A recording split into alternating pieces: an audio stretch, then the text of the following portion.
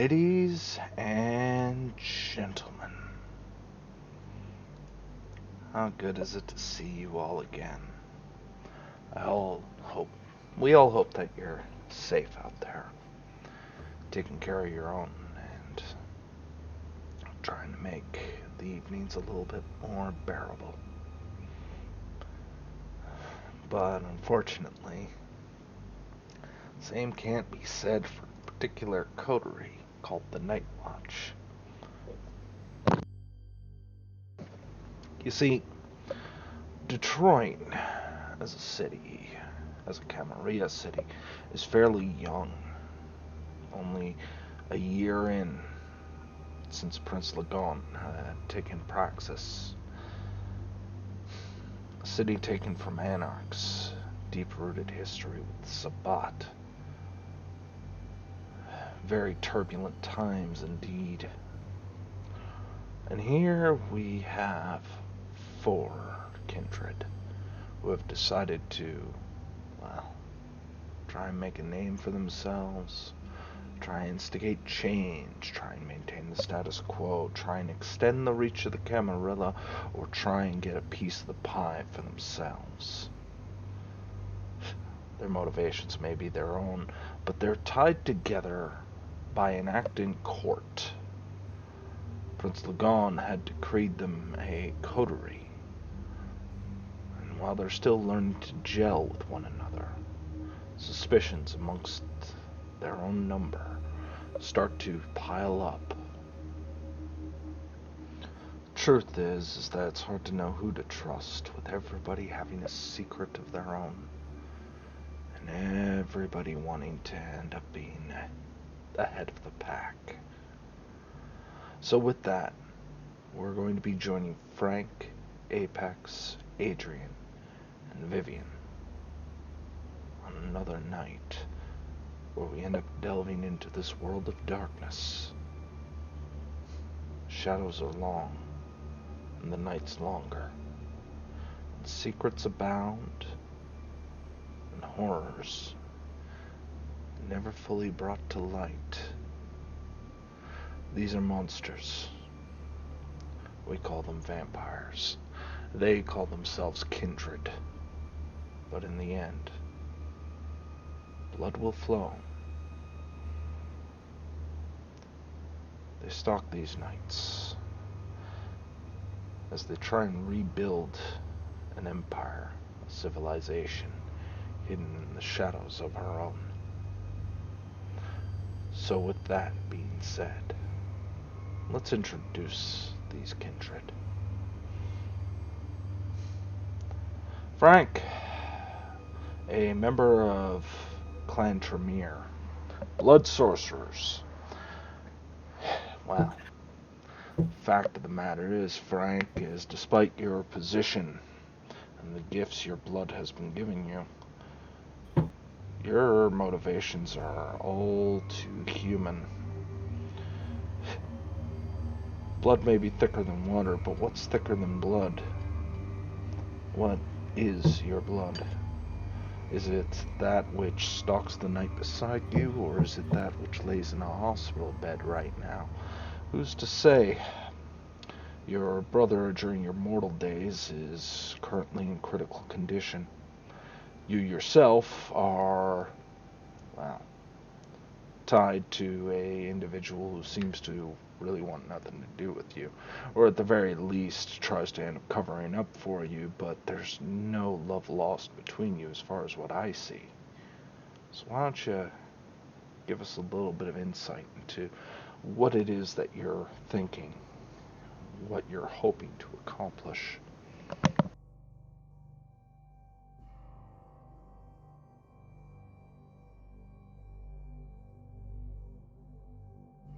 Well, Frank's mind is occupied at the moment with the fate of his kin, his brother, lying in that hospital. And so far, there's been no resolution, no closure on what's going on, so that bugs him. But at the moment, he has spent at least 3 nights away from his son, who he views as sort of a mentor and a role model, and possibly in the university type setting, kind of like a research partner or a supervisor. And he wants, from the beginning, he wanted to bring her into the loop to help with mainly information, since she is where he got most of his information about being a vampire, or kindred as he's now trying to call them to be polite. So that's where he's hoping to head tonight, to report to her the events of this coterie and troubles they find themselves in. Try and get her wisdom on the matter. Wow. There's something to be said about the wisdom of your elders. But you're not alone in this, and not the lone member of Clan Tremere. There's the other brother, so to speak, Adrian, an investigator. As opposed to your book smart brother, Frank, you tend to get your hands dirty a little bit quicker. You try and be the voice of reason, but you're very much estranged from the, well, talents, shall we say, that are associated with the blood sorcerers, the warlocks, the mystics that are of Clan Tremere.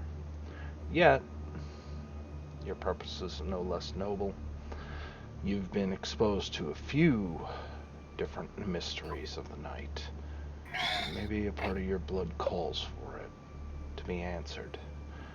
Or maybe just another horror lurking in the dark. I tend to have eyes for horrors in the dark. My investigator instincts are definitely peaked. What's happening with Frank's brother and what's happening in regards to Miss Goodchild's property. Both of those things are definitely puzzles to be solved, but I'm not sure I want to know the answer. I want to know the answer, but I don't at the same time. Because that just means getting involved in more shit. Yeah, it does. Seems the more you dig, the worse it gets. But, as I'm pretty sure any aged Tremere will tell you, there are secrets lurking down there. Secrets, knowledge, understanding is power. Who knows? You might be more cut out for this than you'd think. I don't know. Maybe Valentine knew what she was looking at when she was looking at me. I don't know. Time will tell. Too early to tell. Maybe for now. But that also brings us to the muscle mass, the shit disturber of the group. And who could blame you with that Overhaul blood going through you? I mean, you're viewed as lesser not only for your clan and what they've done, but you are, well, an oddity. Wearing a mask that everybody else might be curious about, wondering who or what's behind there. Maybe something a little bit more hideous. You've been accused of being a Nosferatu once, and now one of your Coterie members knows the answer to that secret. Vivian knows who you are and what you are. A threat or an ally. guess it depends on how much old instincts might carry you this night. Well, what's going through your head, Apex? They only know some, but it doesn't seem like they know everything just yet. And hopefully they don't look deeper. Curiosity always kills the cat after all. Yes, but satisfaction brought it back. Now you True. said that you were looking to end up talking to your sire, Hector. Hector being in a unique position in this particular gathering. Tell me, what makes you want to go and see Hector? Why seek out the wisdom of your sire? I can expect a Tremere or a Ventrue to do that, maybe even a Banu Hakim, but a Bruja. Well, the man's been in this city longer than I have, so he knows, automatically knows more information. True, true. Cuts down on time. And I'd rather get deeper into this investigation and not twiddle around my. Well, let's not beat around the bush then, shall we? And of course, Vivian. Vivian, as a man of, shall we end up saying, varied skill sets.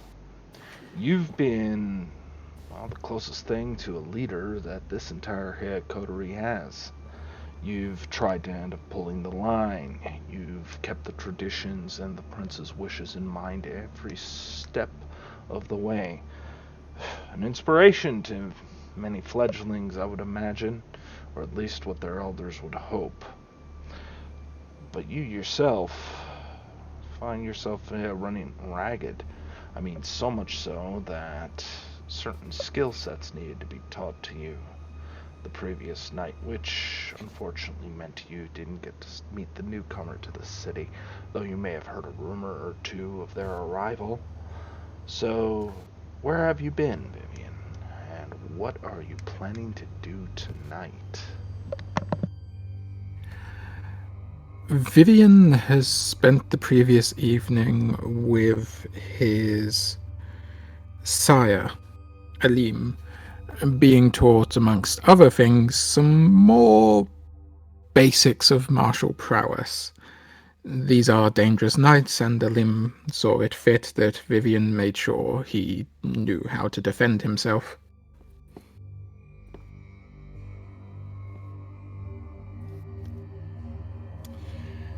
The rumorings that I've heard do not bode well for our coterie, and Vivian feels that things are gonna have to change if we want to survive more than a week in this city.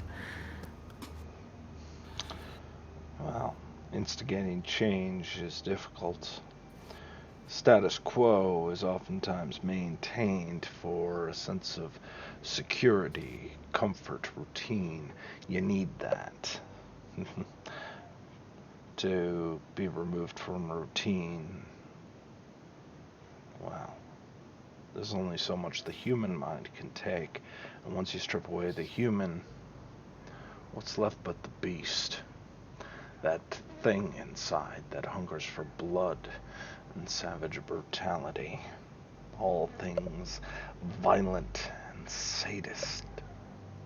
Well, that lurks in each and every one of you right now.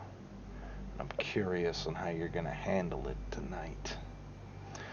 Before we begin, I'd like to end up getting the rouse checks for a fresh night. Vivian remains. But Apex and Adrian.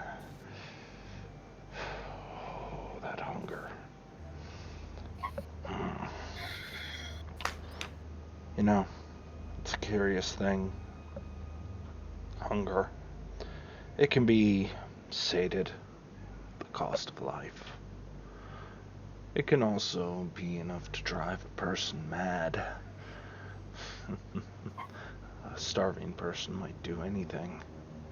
A starving beast even more so. Be wary, gentlemen. After all, there's no such thing as a free lunch. But frank, steadfast, good on ya. Luck is on your side tonight. Let us hope that maintains. So, to begin, we're going to begin in the Coterie Haven. It's not unusual for newer kindred to gather. They usually have a meeting spot, usually a place of safety and security. Because the truth is it's not safe out there. Not for kind or kindred or anything else that stalks the streets. So, in a fraternity house where the night has only just begun, these four kindred find themselves gathered in a small room. A bay window looks out into the street. You can end up seeing a small, very thin curtain allowing street light to come in, with the low lighting cast upon hardwood floors and old, matted furniture. Yet this is where they call home. So, with that, and the coterie gathered, they begin to discuss their night, their concerns, and where to go from here to get the ball rolling. Well, it sounds like you three had fun playing chauffeurs again last night. At the behest of Al, yeah. I'd say it went pretty well. Indeed, I look forward to meeting this Miss Goodchild at some point. Although I She's am, very entertaining. I'm not sure whether that should worry me coming from you, Apex.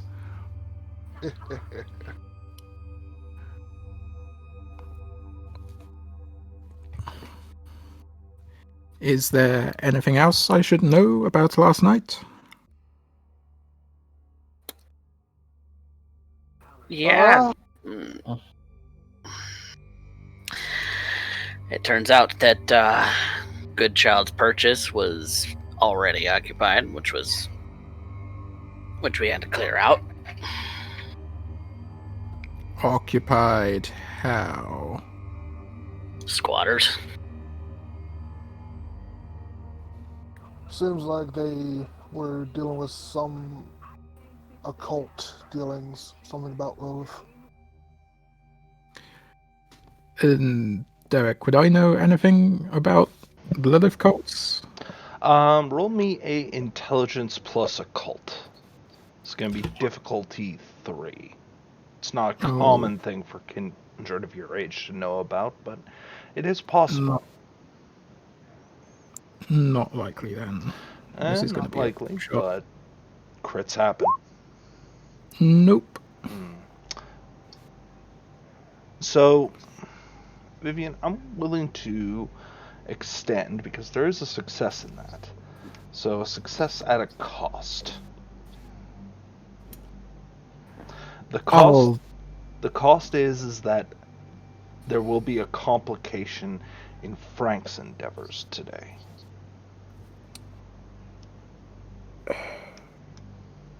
No, I'll pass it over. Alright.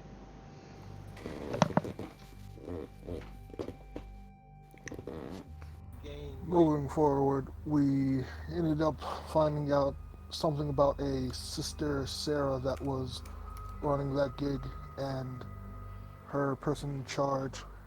What was his name again?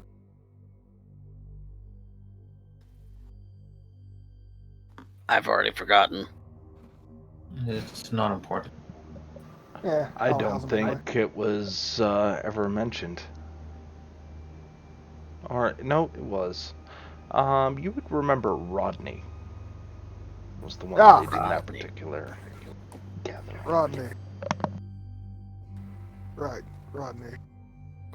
Anyway, Rodney is with Al, so right. But Rodney also gave us the information on Sister Sarah and something about All Hallows End. Or was it All Hallows Eve? I think Something All Hallows like End was the term. Mm.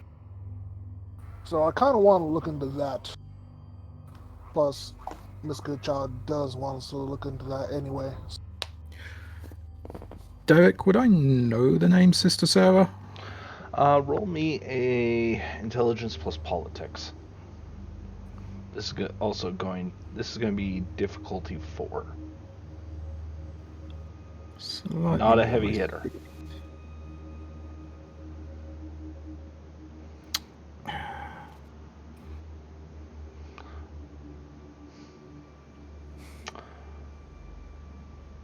No, there's not a whole lot, you know. The only thing you can surmise is this might have something to do with this Lilith cult, whatever that means. Well, I'm sure more information about this. I presume we are investigating this. Yes. In fact, and here Frank pulls out the piece of paper that had the writing on it. I procured this, and I am going to look into what it means. I mean, it's Hebrew. Mm-hmm. Oh, can you read Hebrew? Out of character, I'm assuming I can't because I don't have the linguistics. You don't. No.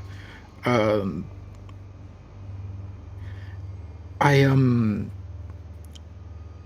can't, but Alim can. Like, there is... So we could always contact him.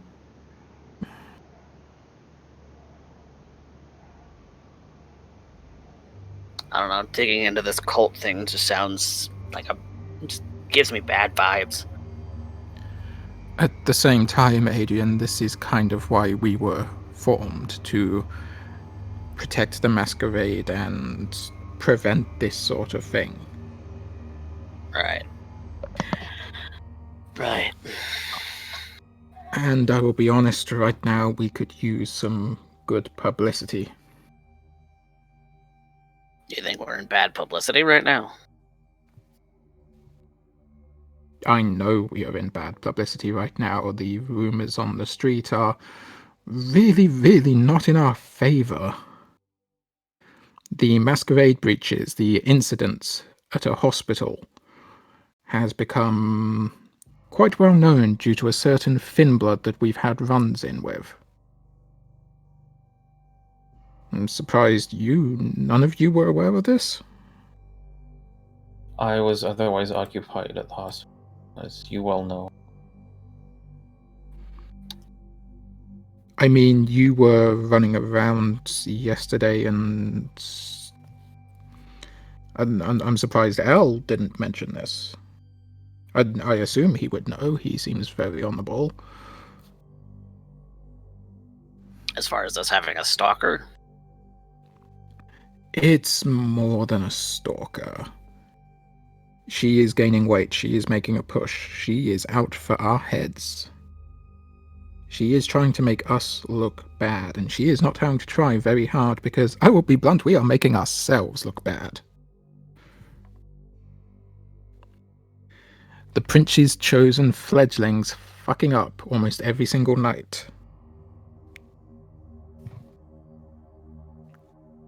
Well, as long as it's almost, they shouldn't have cause for any concern. Almost isn't good enough. We cannot get by on luck. We need to be better. And we need our issue. We need to deal with this Miss Yanai issue. We now also need to investigate an apparent blood cult. We are rapidly getting overwhelmed, and this is before the prince has even asked us for any real favors. We need to get on top of this shit. Or else we will constantly be on the back foot, and then we will be in deeper trouble. I mean, technically... yeah. Frank will just back off at that and puck the...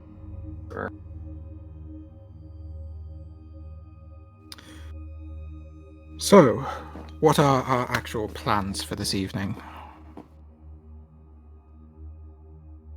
I plan to try to talk to my sire about the Sister Sarah person, see if I can get any information from him.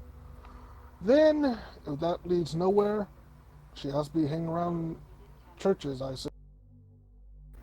Since she is a sister.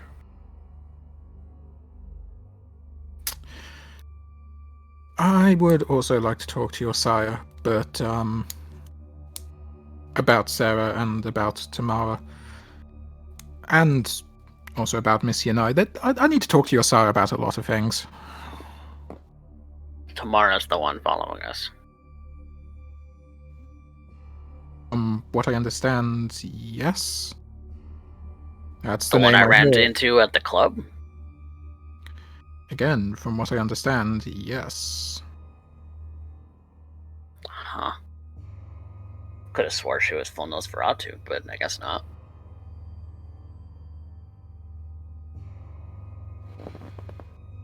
All I can say is what the rumors are saying, and that is that Finnblood is causing us a lot of shit.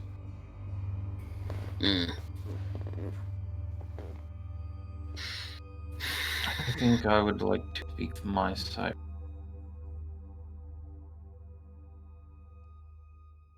Put it off out of deference to your wishes.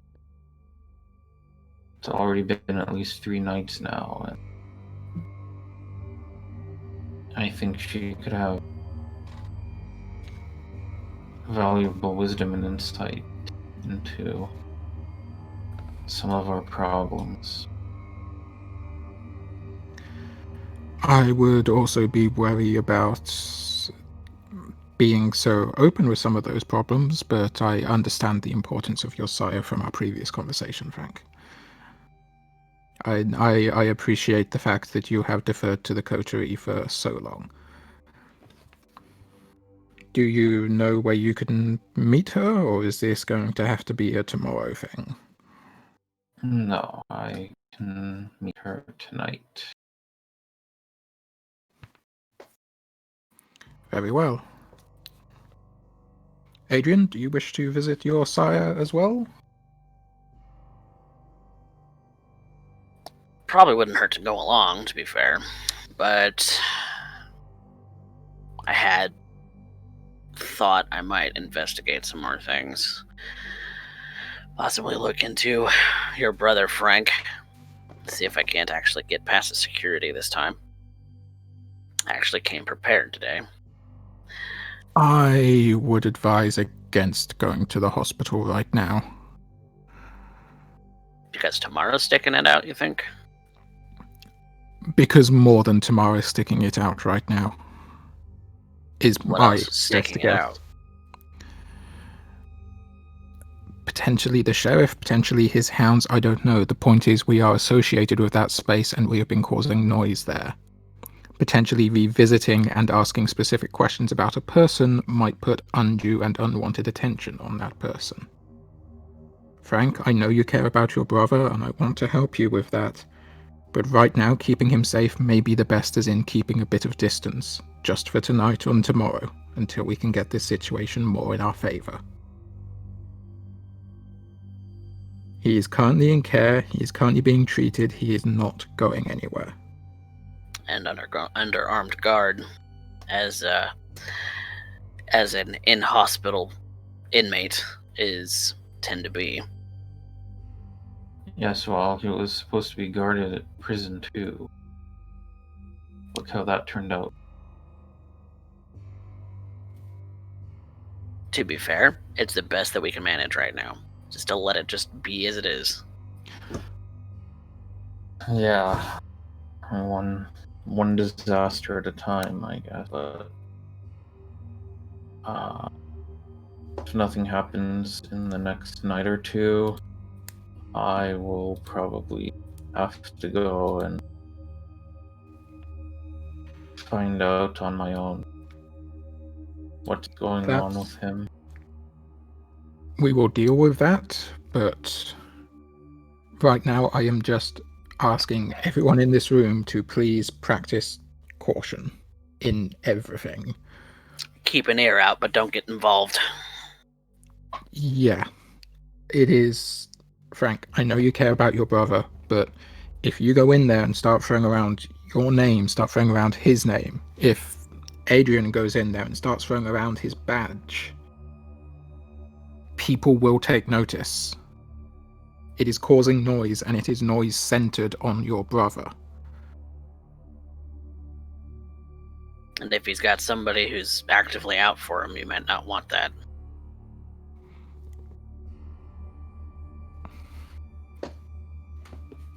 With that sentiment, I can agree.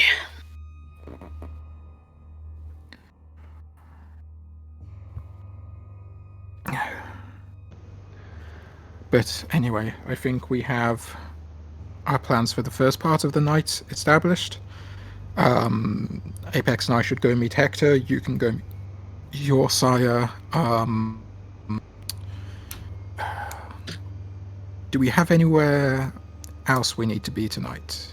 Or should we meet up here afterwards to discuss our findings? I think meeting back up here will be the best choice. That way we can at least formulate a plan as to how we're going to investigate one of these problems. If not all of them at the same time. I think that is where we're going to end doing a cut. We're going to start with Frank and Adrian. Frank, you know this bookshop. Autumn Books. Well, that's how it looks like on the surface.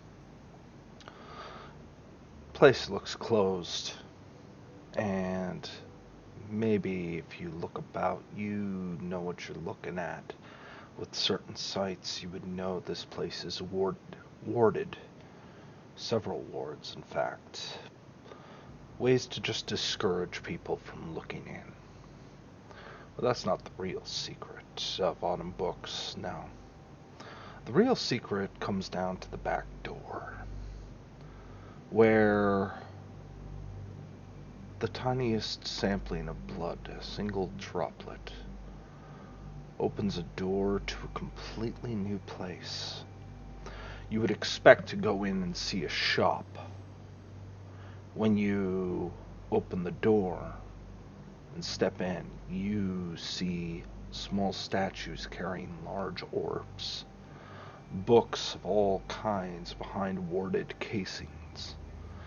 You see the rug itself has a strange pattern that seems to move, as though very slow-moving magma.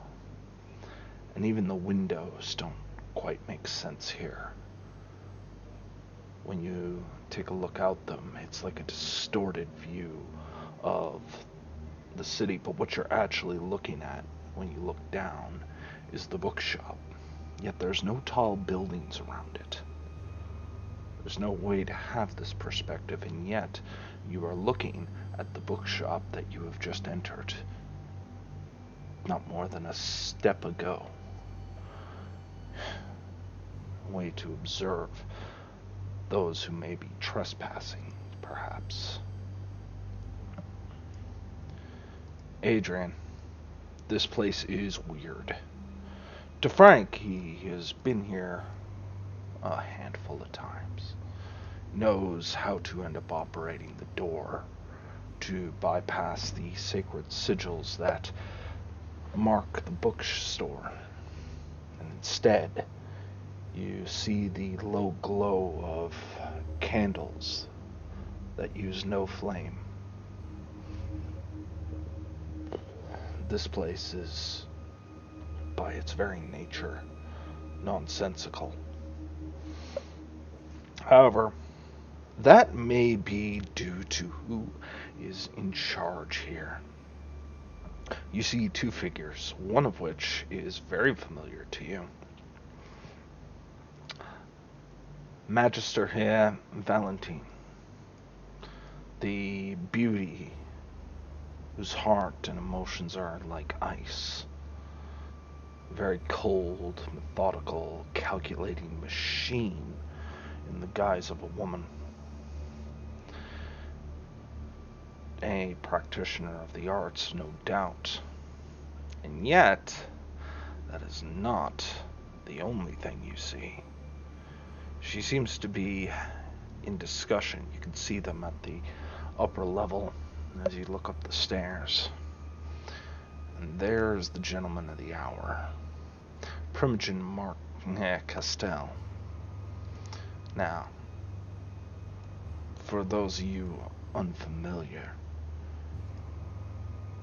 Primogens in Detroit are in two flavors, with only one announced and the other in debate. Mark Castell is the regent of Clan Tremere, the owner of this chantry, the one who manages it, and the Tremere's interest in Detroit. But they also serve as the High Clan Primogen, those of Ventru, Toreador, Tremere, Banu Hakim. Their concerns are answered specifically by Primogen Castell.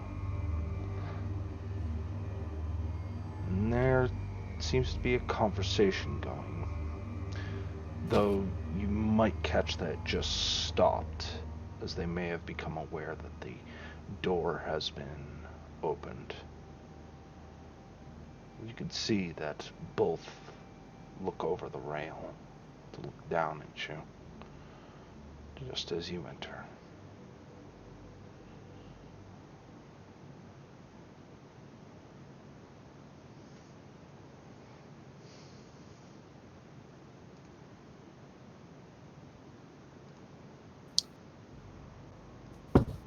Do I notice whether or not they're looking perturbed that we entered, or that they expected us? Valentine's hard to read, and maybe the Primogen himself a little bit more so. Make me a wits plus empathy. Insight. Classic insight. I'm usually pretty good at that. Ooh. I want to spend a willpower on that. Alright. Ooh, I see a green die. Not two, though. Valentine seems a little bit perturbed that you entered. Castell, on the other hand, seems to have had... doesn't really pay you much mind. Like they have other things on their mind.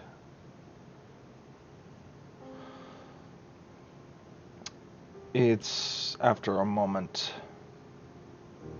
the Primogen looks towards your sire and gives them a nod before going further back past where you can see,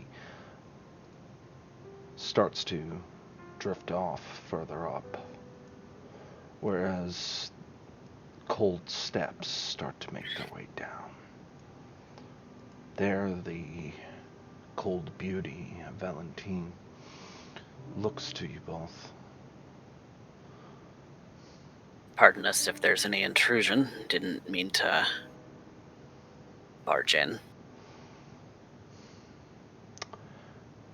Apprentice Adrian Crawford, please, in the presence of his regent, use proper title. Magister Valentine. Of course, Magister.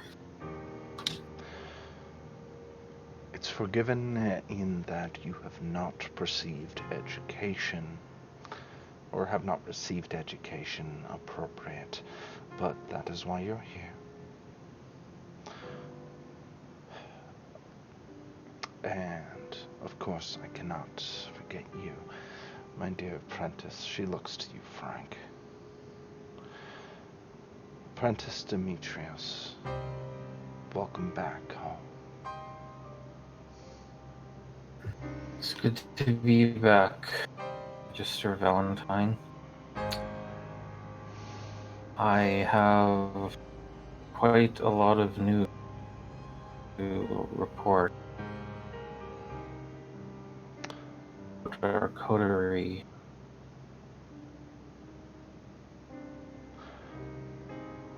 Speak swiftly, then. Well, as I'm sure you know, there have been strange influx of people from New Serum that we have been tasked with introducing to the city. However, it seems that someone has been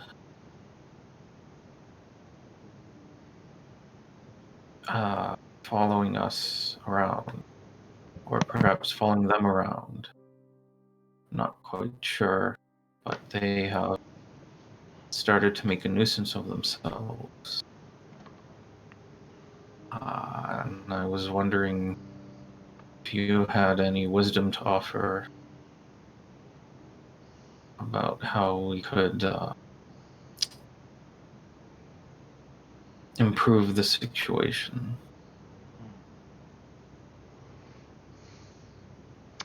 To whom's believe benefit?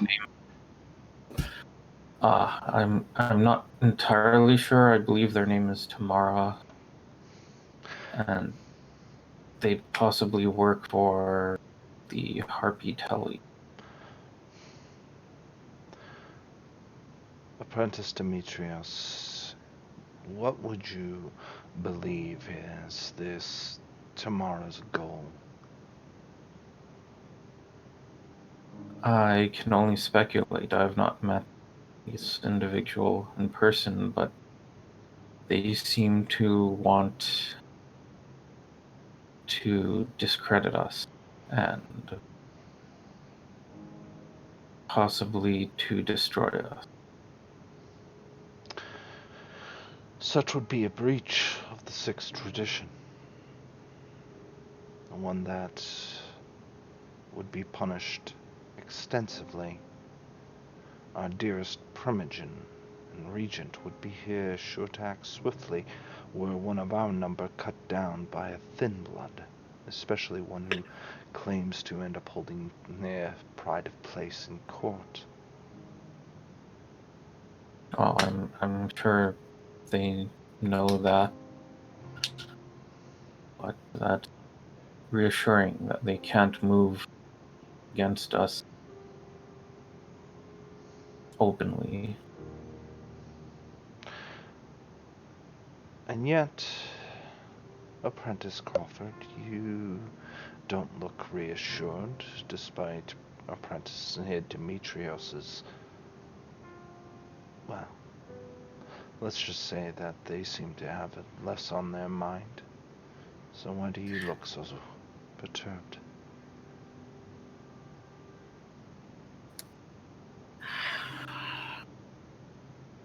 I'm not sure. It's unsettling to have a stalker, one who potentially could desire the undermining of a coterie, a new coterie, designed by the prince. And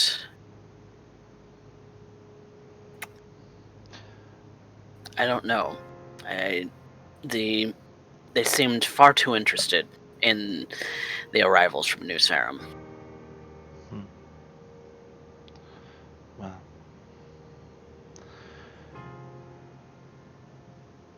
do they concern you so? Are you not that of Tremere? Are not all secrets yours to discover and use? Are you not true blood versus this pretender tomorrow? Have I embraced two that are so pathetic that a thin blood could not be managed?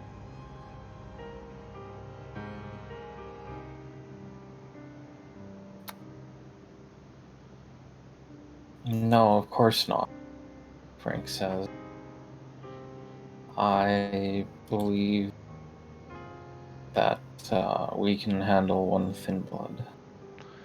See that it's done, and see that it's done swiftly. There are a couple of other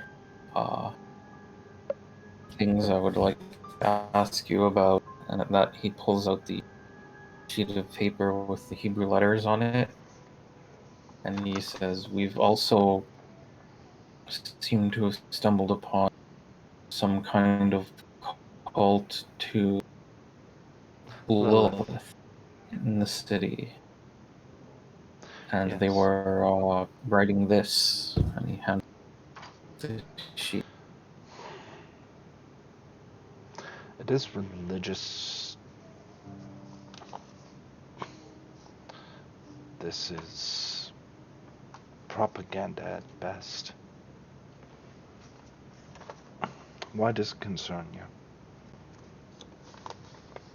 Banu Hakim believes it is our task to deal with this cult. However, I believe it is really the job of the sheriff. It would And so certainly I would fall into the sheriff's domain. And it comes to younger servants of the Camarilla to bring it to his attention. and that is what I would like to do. However, I am naturally curious about this cult and like more information I could. Their practices and beliefs before I try to get them eradicated.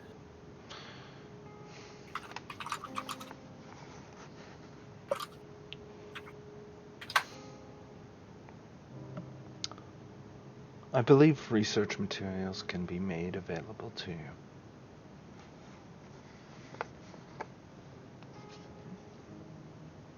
I will send a note to our regent. They will endeavor to get the sheriff to start moving in on this Lilith cult. You two handle the thin blood. See that it's done personally and swiftly. When evidence is brought back that it has been handled, whatever way that you see fit, I shall endeavor to end up giving you what this chantry has involving this cult. Thank you, Magister. Do not thank me, just see it done. And the last request I have is more of a personal nature. On how to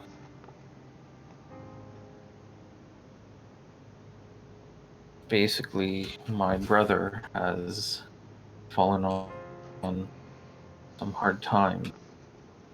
The kind are an obvious at best to figuring out what happened, and I would appreciate any insight into.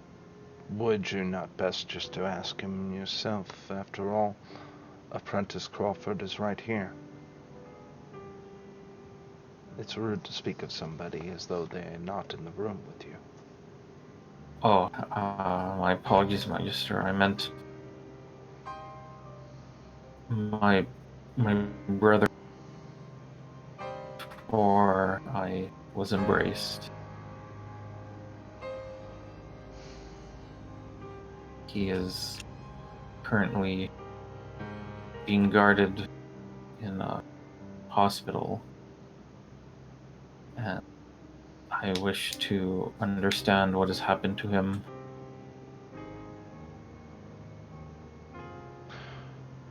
I will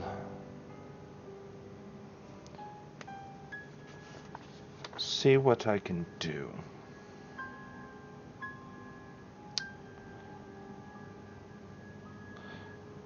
After all, I would hate to end up seeing that our clan and our house have suffered embarrassment. You two are young, so you may not understand this, but Tremere have not held such power and prestige in the Camarilla of Detroit or anyone nearby in quite some time. In Chicago, we have a very difficult time wielding any form of influence, and yet in this city, ours is the bedrock and the foundation. It is of secrets and of wisdom. And you've shown great wisdom, bringing what you do not understand to your elders to seek that knowledge. Keep me appraised of the situations. Your concerns I will end up bringing to the Primogen personally. But do not abuse this position that we hold. We are on a very precarious ledge. I understand. And what of you, Apprentice Crawford?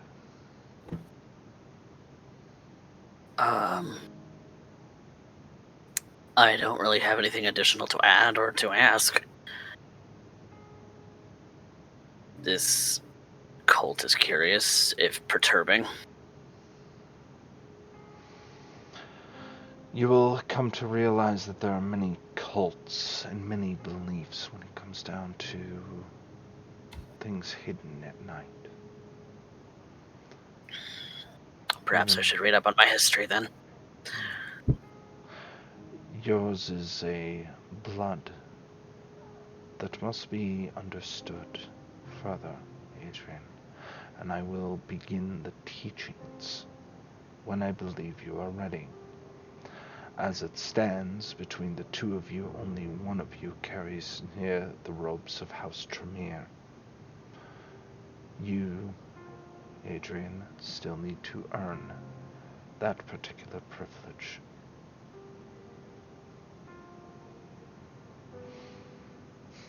But Yes, Magister. So, with that being said, I think there's nothing more to discuss. Hey, now!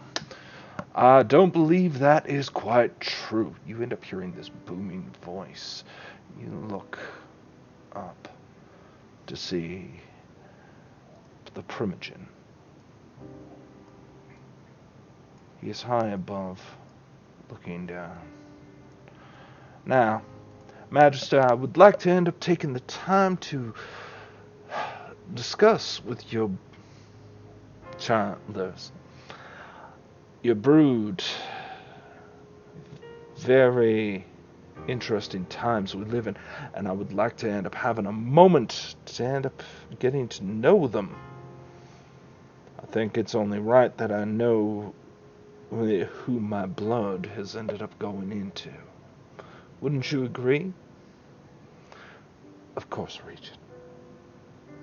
She kind of looks to you two, and when she does, she kind of turns away from him just to make sure she's keeping an eye on, and there's this look of, do not fuck this up. You have no doubt she would eviscerate the both of you for embarrassing her right now. Good evening, Regent. Good evening, Regent Castell. Boys, come on up to my office. I'd like to have a little private time, if you don't mind. Don't mind at all. Of course. He gestures up, his two fingers kind of gesturing to come to him as he turns away from the balcony and starts to walk further in. You take steps. And the steps themselves, you feel your footsteps being lighter than air. It's like you're not stepping on proper steel. It's not until you get to the top do you see not only a section of artifacts and strange occult writings of books and objects that you may not fully understand, but they are on full display. But you do see the double doors that are currently open. At this point, the primogen of the High Clans and the regent of this chantry sits behind a large oak desk. A single mundane green lamp illuminating the paperwork that is just underhead or on top of the desk. As he sits there with a pen, just a basic ballpoint pen that he swivels around between his fingers, taking a few notes. You can already see that 2 chairs are placed at the desk on the opposing side, awaiting for you.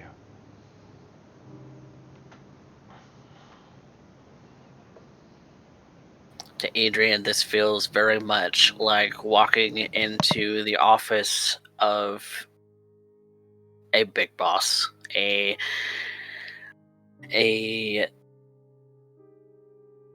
something that he's done many times as a detective, going in to see the chief or someone else. And so he respectfully waits for Primogen Castell to ask for them to sit down. What about you, Frank? How do you approach the situation?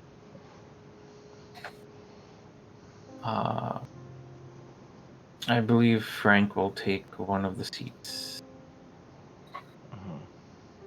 The left one. Interesting choice. And he will say, "How may I be of service, Regent?" You notice he doesn't address you right away. It seems like he's finishing up his paperwork before turning and looking at Adrian. Please. Sit, Apprentice Crawford. And Adrian takes the seat. So, how are you two adjusting? Changing times.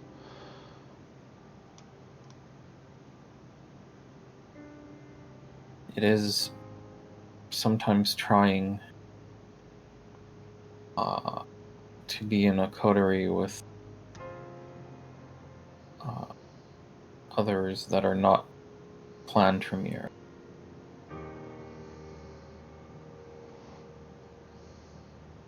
You find it trying. And what about you, Nia?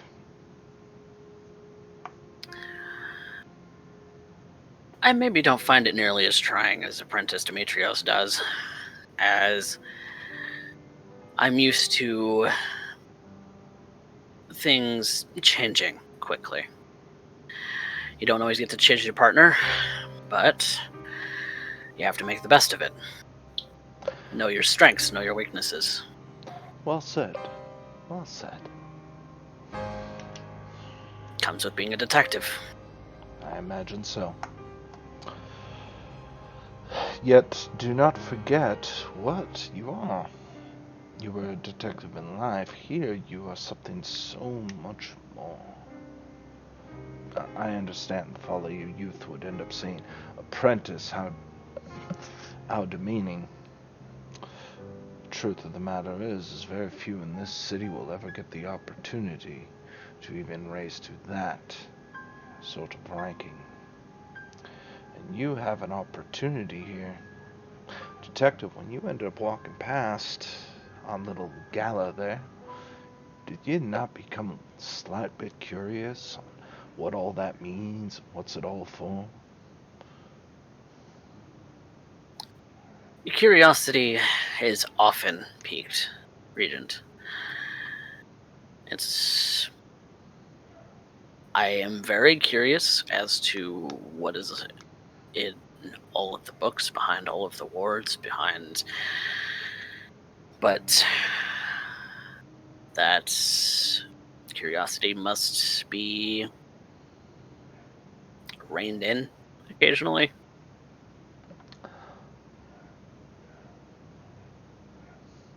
Focus to task. Unlike that. See, Getting distracted by too many things going on at the same time makes things messy. yes, I believe so. So I will gladly end up taking the time to try and clarify a few things when I can. First and foremost, you have to understand something about my position. While I am, in fact, your regent, I also have to balance that out with good judgment.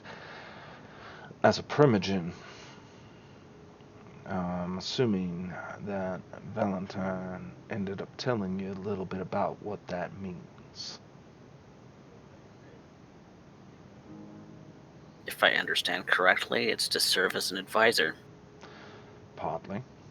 My job is to also bring up particular concerns. And one of the concerns that we're having right now is this debate over who will end up becoming the primogen of the low clans.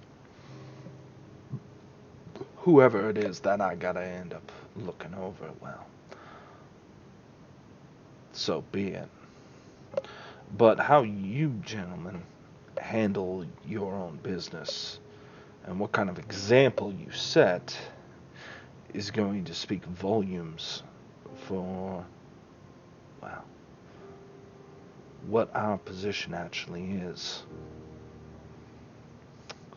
Valentine and I will be working in tandem. I'm hoping to be able to expand our influence and our numbers.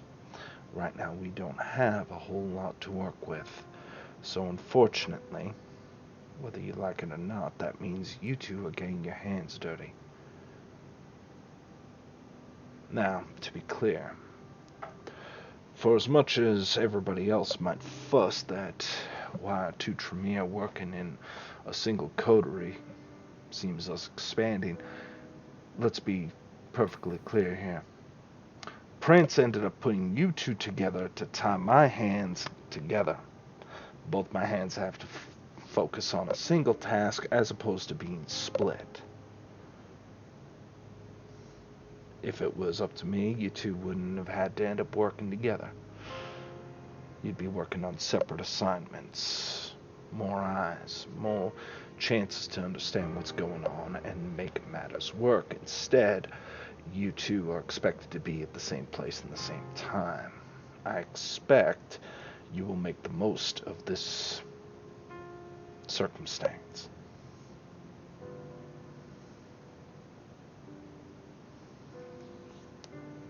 Well, if your hands are tied, let us be your left and right hands. That's exactly what you are. But you two being in the same coterie and being assigned to one another to be able to, well, look after each other kind of makes things a little bit more complicated. It means that you two need to be together. I need you both on the same page in this matter. You are a unified front. And certain things have come down the pipeline that will make sure that your voices count for a little bit more.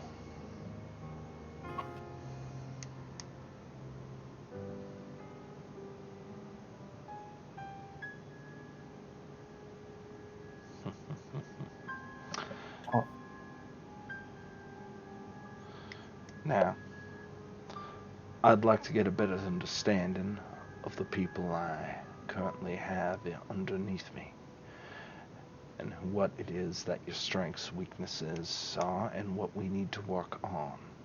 This is a place of higher learning, higher than you'll find in any university in this city, I can assure you.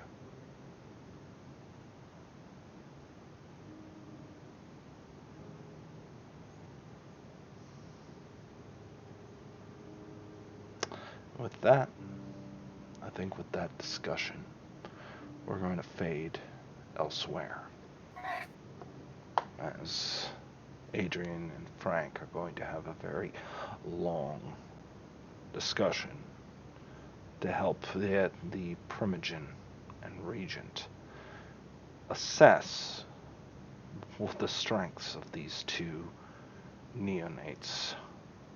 Hardly worth the title. However, there are some places things can get a little rough. Now, the truth is that oftentimes, as kindred develop, they have to end up coming back to the nest. And sometimes that nest is in a very uncomfortable place. Ep6, Vivian, you've heard rumors. Rumors of what Fitzgerald must be like. And you know better than to go in there. Still, being this close doesn't exactly help matters. Hector seems to have a small outcropping just outside of Fitzgerald neighborhood. Maybe he serves as a border patrol, who knows. But suffice it to say, the very small slice of domain he's allowed to end up having ends up placing him just outside of the bounds. Curious thing. Hector at this point is sitting in an apartment block. You've gone up several flights of stairs and found him on the 4th floor. The old apartment looks ratty. In fact, it's probably infested with rats, vermin, lice, and other such things. The stains of broken pipes dripping water down is not lost on you, and that smell of black mold. This place would be lethal to Kine, if anybody cared to be here. Instead, in this place, there are remains. Some of them of rats that have rotted. The maggots have already started to consume the corpse. The smell, hidden only by the mold itself, of a rotting building with rotting corpses in it, of small animals, and maybe more behind those locked doors. Ep6 doesn't take no mind. Instead, Hector's sitting there at a chair. It's turned sideways so that he can turn one way to look out the window, and another to see who's coming in the door. The room itself has a ratty rug. Doesn't look like much. The lamp itself is being held up by cinder blocks. And there he stands. He's wearing an ascot this time, with an old cap on his head. He's clearly been watching you since you came in through the front door with Ep6. He hasn't stopped looking out the window, though you can see that reality is as he's looking at you through the reflection.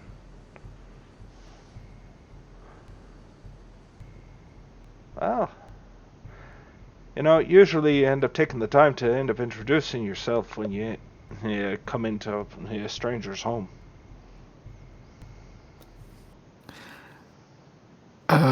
apologies. I was kind of expecting Ep6 to say something. Really? He speaks for you? No, but he is the one who normally, well, from my understanding, comes here, so he will. I am Vivian Remington. It is Good. a pleasure to make your acquaintance, Hector. Eh. Well, at least you end up slinging bullshit with the rest of you. Okay. Well, I guess I'll be polite too then. It's a pleasure to end up meeting you, Vivian. Vivian. Ain't that a girl's name? Gender neutral if you go back far enough. My parents were kind of traditionalists in that regard. You know what? If this is one of those things from the interwebnet things, then I just have no interest in it at all. Nevertheless, okay, well, Vivian, welcome. And we're gonna end up having a bit of a chinwag at this point, I suppose. So, he kind of turns in his seat a bit, leans, placing his chin on his front two knuckles as he looks at you two. So, kid, what brings you down? Why are you bringing your boyfriend? I'd rather not. They want to tag along. Want to tag along, huh? So just bring him on up to your pa's place. I got it. Alright. You want your old room? Should I end up skedaddling? You know? End up leaving a little bit of wine, No. cheese, and crackers and all that shit out? Nah, not like that. Well, They want to ask a few questions while I was here. oh! Okay. Yeah, they're the curious type. Oh, fantastic. So, what's the reason I'm not telling you to fuck off right now? Because, for all the respect I have for your boy here, he is a wet fish in a pool of sharks, and I already found out his real name and history. Yeah, well, he's already fucked up. Well, congratulations, boy. Shall I end up assuming then that I need to end up skedaddling, or did you end up bringing the sheriff right there? No reason for the sheriff yet. Okay, now what the fuck ends up saying that I should allow you to end up walking out of here then? If you happen to end up knowing it. It's his fuck up, I'll end up granting you on that one, but, Because if you're smart enough to pull off something like getting him sired and into a position in the court in a coterie from the prince without his true identity being discovered, then I assume you're also smart enough to know who my sire is and potentially know the repercussions if you would lay a finger on me. Maybe. But there's also the other side of it, is that you two are outsiders, and I've been here for quite the time. So, you know, I know the streets well enough to end up knowing on how to end up making things go away. So, now that we understand each other, and we know who's currently holding the ace in the hole, entertain me for a bit, Vivian. Go ahead, entertain me. Alright then.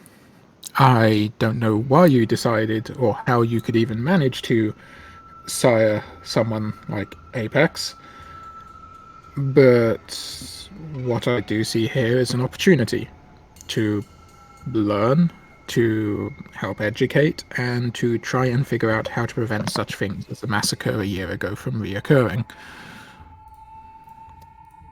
I believe everyone should get a second chance. And what about you, Boyle?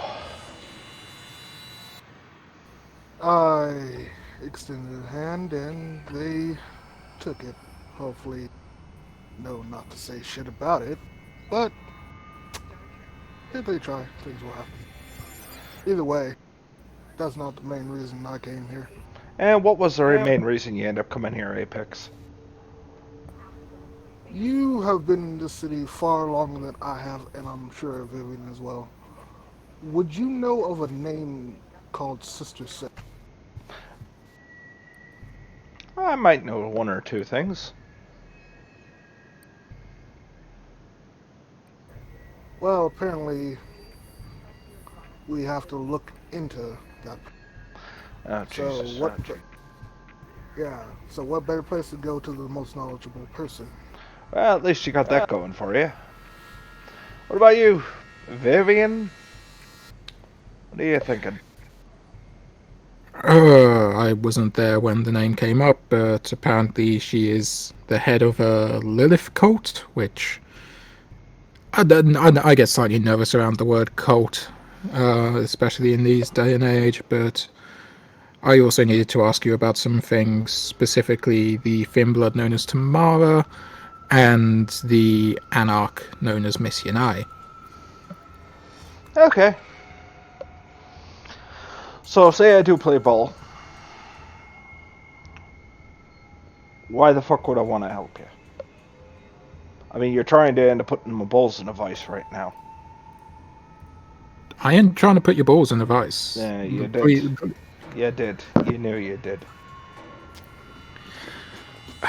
I have helped Ep6 hide more than one breach, and I am trying to educate him and keep him alive. That's the main reason I came to you tonight, believe it or not. Because if there's anyone else who is going to be able to, I can talk to about this shit openly, it is his sire who must have known what was happening. Okay. Like it or not, I am in a coterie with Ep6 as bound by the prince. So him getting fucked means you're fucked. Yeah. Yeah. Basically. It's already happened once or twice. That's kind of the Tamara issue, which is why I need to know about her. Okay, so where do you want to begin?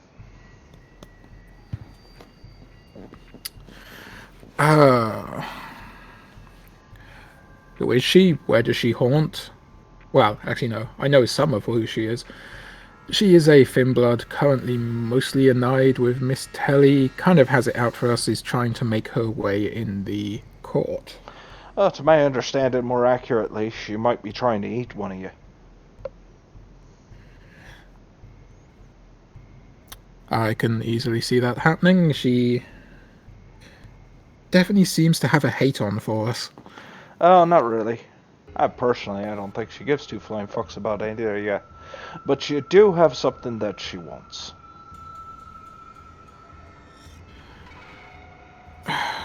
Seeing as you use the phrase eat one of us, I'm guessing you're talking about vitae and power.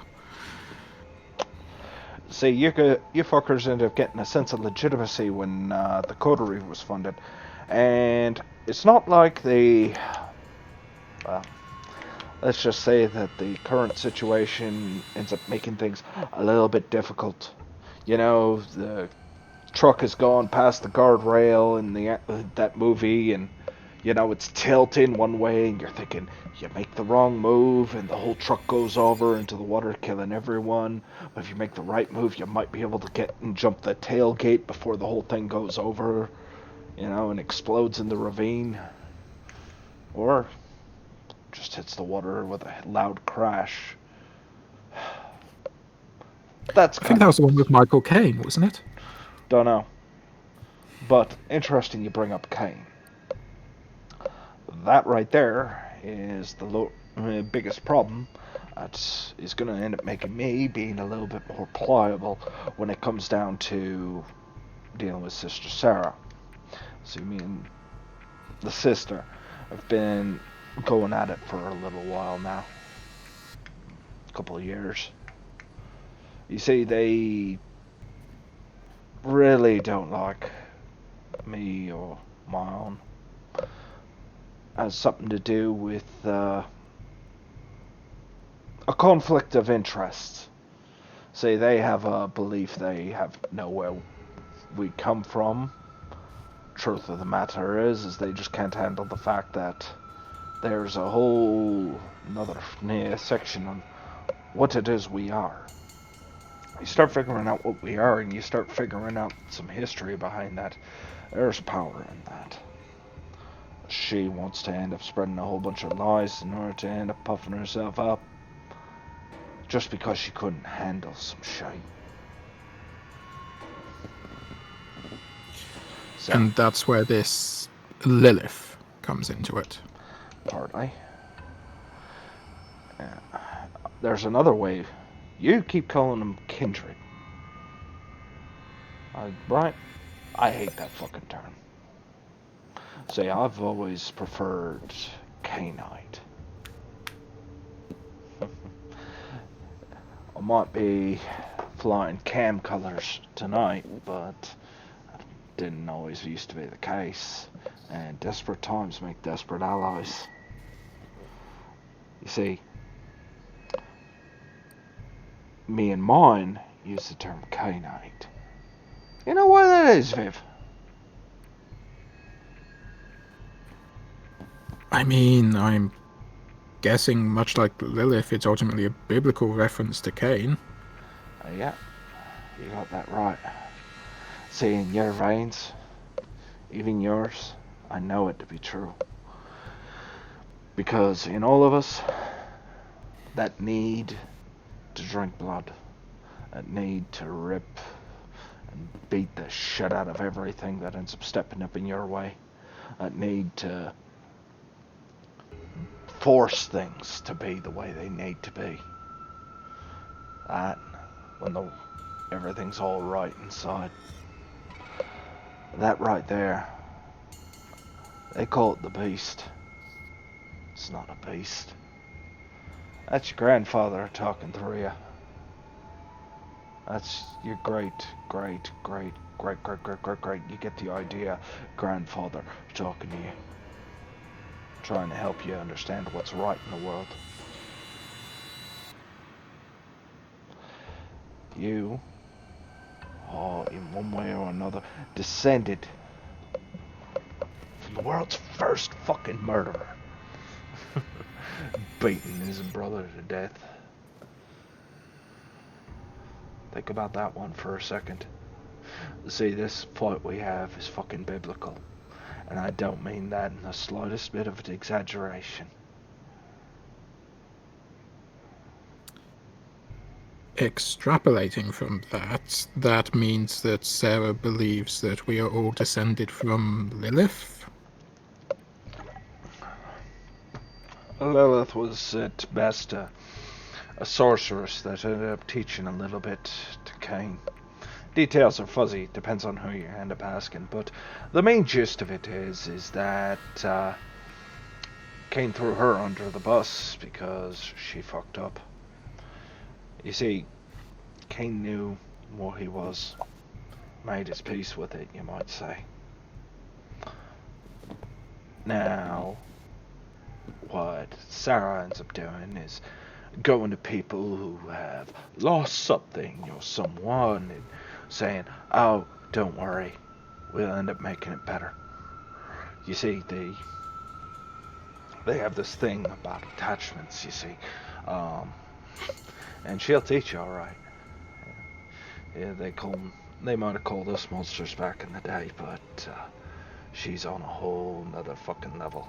The kind of, mother drowns her 5-month-year-old toddler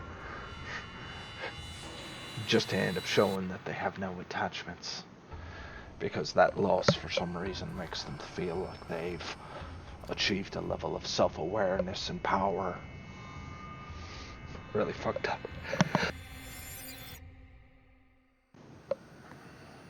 Really fucked up shite. Yeah, it sounds it.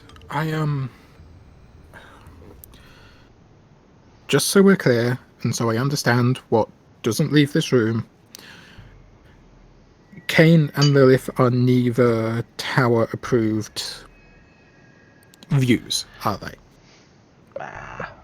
Depends who you ask. Beforehand, it used to be a big secret that things happened before the flood, you see.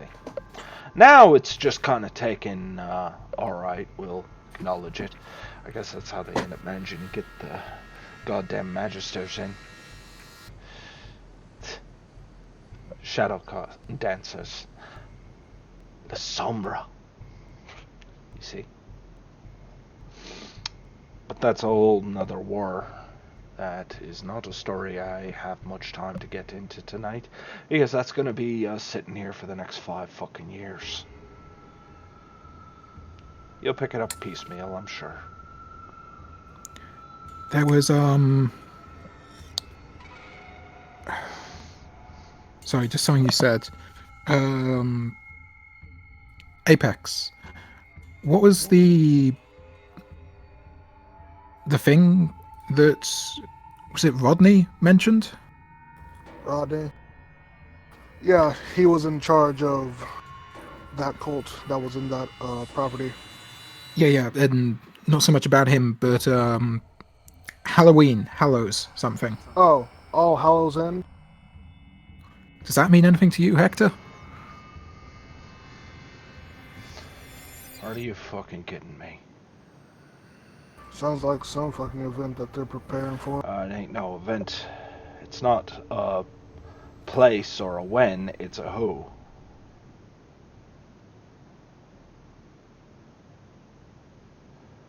Oh, Jesus. Who the hell would that be? That's a good question. As I was told, they're all dead.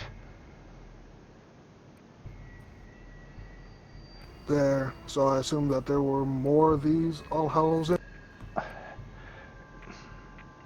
We used to use the term pack. You'd call it a coterie. No, it's not an official thing. All's Hallows End is a kind of like a specialist group. You see, all right. You want to know? Story time, kiddies. Back when I used to end up running with my fellow Canaanites, back when we used to rule this city proper, right? There used to be a time where Leviathan, pack that I ran with, go in, give us a city, give us a few months, and we'd have that place tearing itself to pieces. Cammies didn't know what the fuck to do. Their hands would be tied one way or another, trying to cover up masquerade breaches, people panicking, doing dumb shit. You see, they can't really handle when pressure's really leaning on them. So that's what we used to do. Now, cavalry, our response would be to send a sheriff and his goons, hounds, maybe even getting good old-fashioned scourging. Right? And you got every neonate coming at you, trying to end up figuring out, okay, well, how do I end up taking advantage of this blood hunt that Prince just called? And then you got All Hallows End, you see. They're a different sort of animal. All Hallows End, on the other hand, would end up finding times, figuring out where they're coming from. Lay traps, lay in wait. And then the second that sheriff pops up, he's gone. The second that Primogen sticks their neck out, he's gone. So they go into hiding, sending in their neonates and Scylla to end up doing what they need to do to try and get rid of us, and in process they start losing more and more of their number. And eventually somebody gets upset. Somebody says, why is it that we're getting sacrificed while you go in your fucking hidey hole? And then the real shit starts. That's when your Ancilla start trying to end up going, fuck it, I'm not dying for this shit. I'll gladly end up throwing my Primogen under the fucking wheel.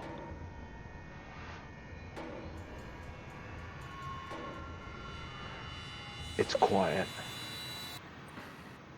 We were the ones loud. We were the ones rattling cages.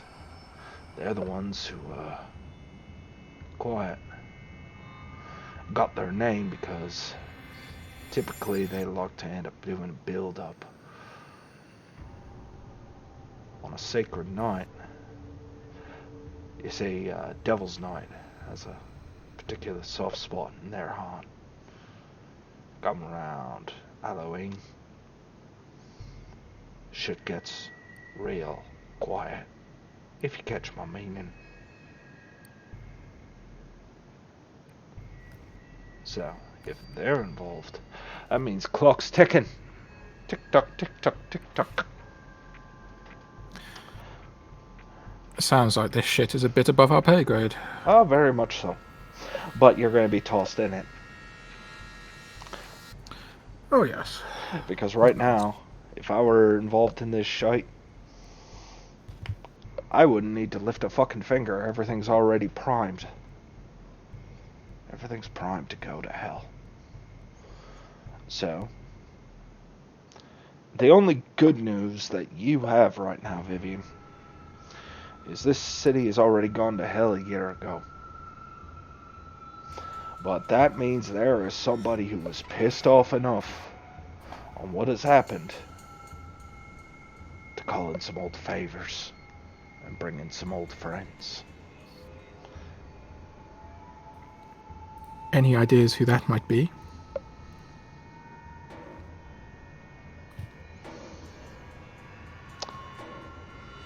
He starts thinking about it. I'll get back to you on that one. No sense throwing out names just to be proven wrong. You came here for accurate advice and intelligence, so I want to make sure what I'm giving is accurate. I appreciate the honest answer. Well, a few different ways this can end up going. Kind of looks out the window. He reaches over, grabs hold of a bottle of Jameson, pours a glass. I take it none of you two partake. I know you don't, Apex, but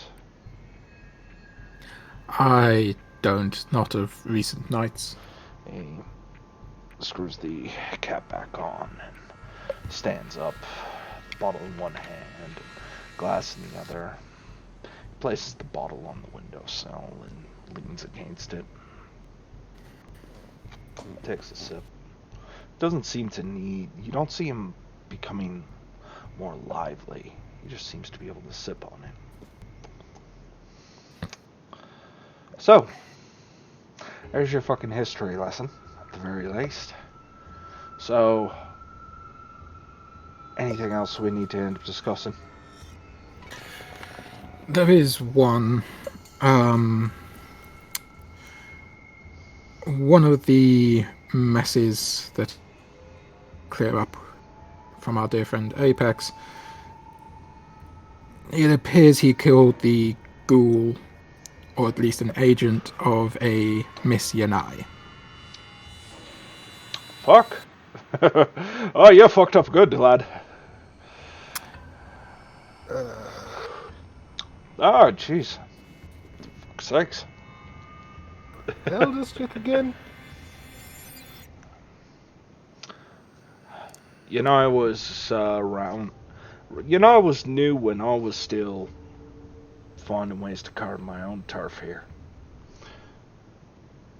Still,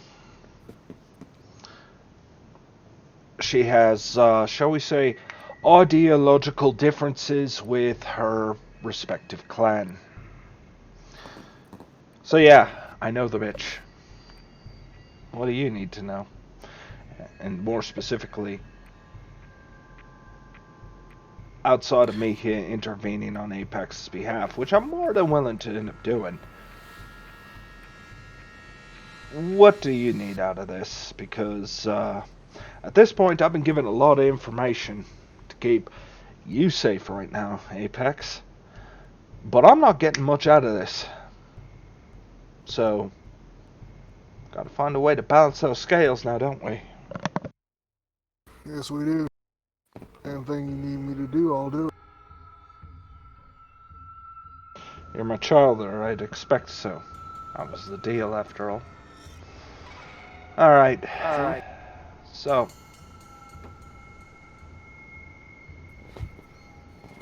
what do you need? What do you need to know?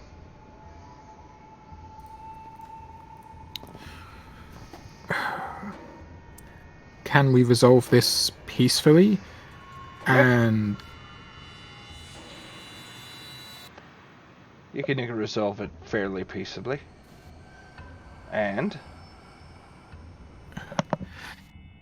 if that's the case, do you know how we can best get in touch with her? Give me about an hour and I'd be able to arrange it. See, unlike the rest of you, new blood coming in, those of us in the old guard weren't stupid enough to end up throwing away every convenience.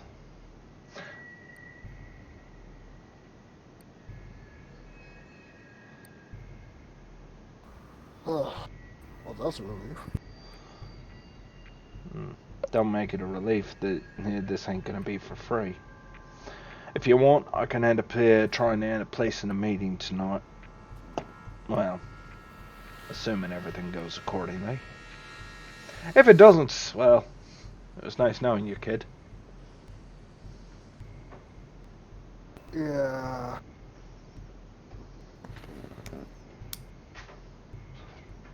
We'll see. We'll see, alright. So, anything else I need to end up answering for you?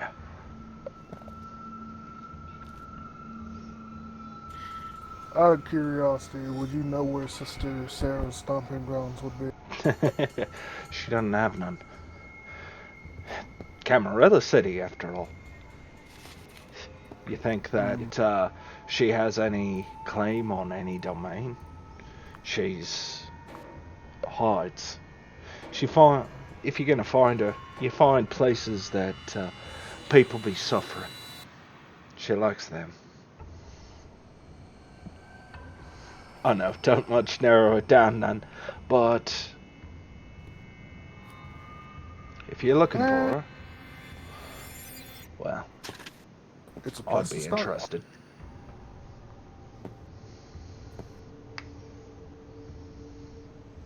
I think I can think of a few places that might happen.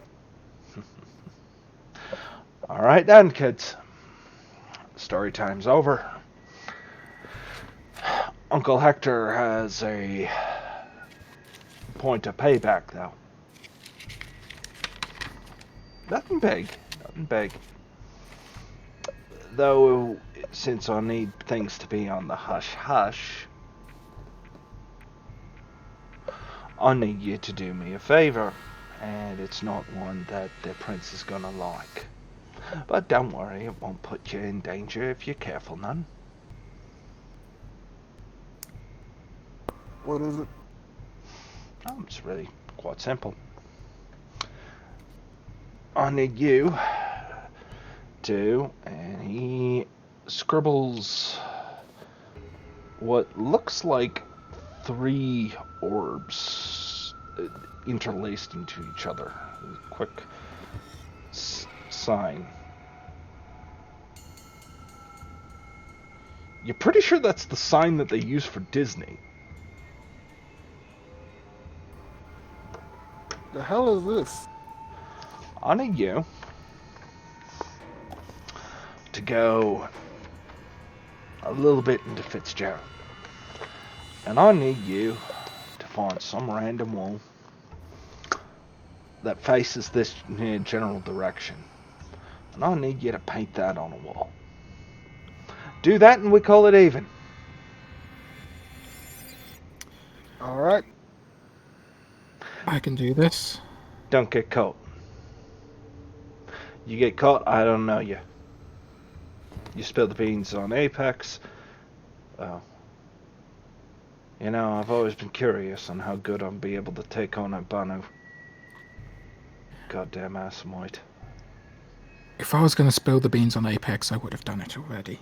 That It's may be not the my- case, but, you know, desperate times and all. So you want this tank to be facing this window? I want it facing this general direction. Whatever building side, if you were to walk through it and you would start walking in towards here, I'd like you to be able to do that. Because if you want to end up making things of, well, if you want to get in contact with the Anarchs, then I need to end up having them know in one way or another that I'm asking for them. Understood. Good. Gotcha, boss. Good. Fantastic. Now get the fuck out of here. I can't stick around here for much longer if shit's gonna be hitting the fan. He gulps down the last of his glass, places it on the windowsill right beside the bottle, and grabs a coat. I got shit to end up doing tonight. Vivian sort of nods and starts walking towards the door. Apex. Yep. You got every reason to be paranoid right now, boy. Don't give yourself more. You're making me very fucking nervous. And if you ain't even here through your first 5 years of embrace, right now this tells me you do not have what it takes to end up lasting this long. And if you really want to get anywhere, if you really want to understand what it is that I promised you, well, then perhaps you need to end up picking up your game a bit. I expected more. Oh, trust me, I plan to step up my game from here on. Fantastic. Don't make me have to lose another child or... I won't. And with that, I think this scene will come to a close, and we're gonna take a quick little break.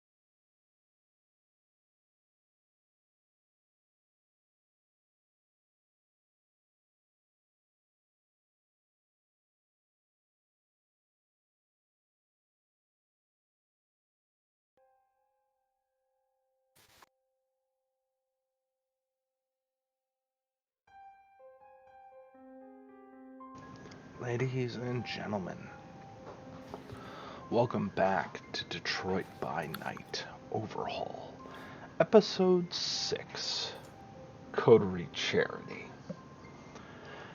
Now, Vivian and Ep6 are currently driving in the car. Now, this wouldn't be significant if it wasn't for where they are driving into. The Fitzgerald neighborhood. Off limits by ruling of the prince. No member of the Camarilla may set foot in that little domain. And yet, a very simple task has been given to Vivian and Ep6 to spray paint 3 circles in what almost looks like a Disney logo, facing on a surface facing towards the building that they met Hector in, Ep6's sire. To be caught is punishable on pain of death. Vivian, Ep6, you already see that this failed project that is currently hardly sustaining itself.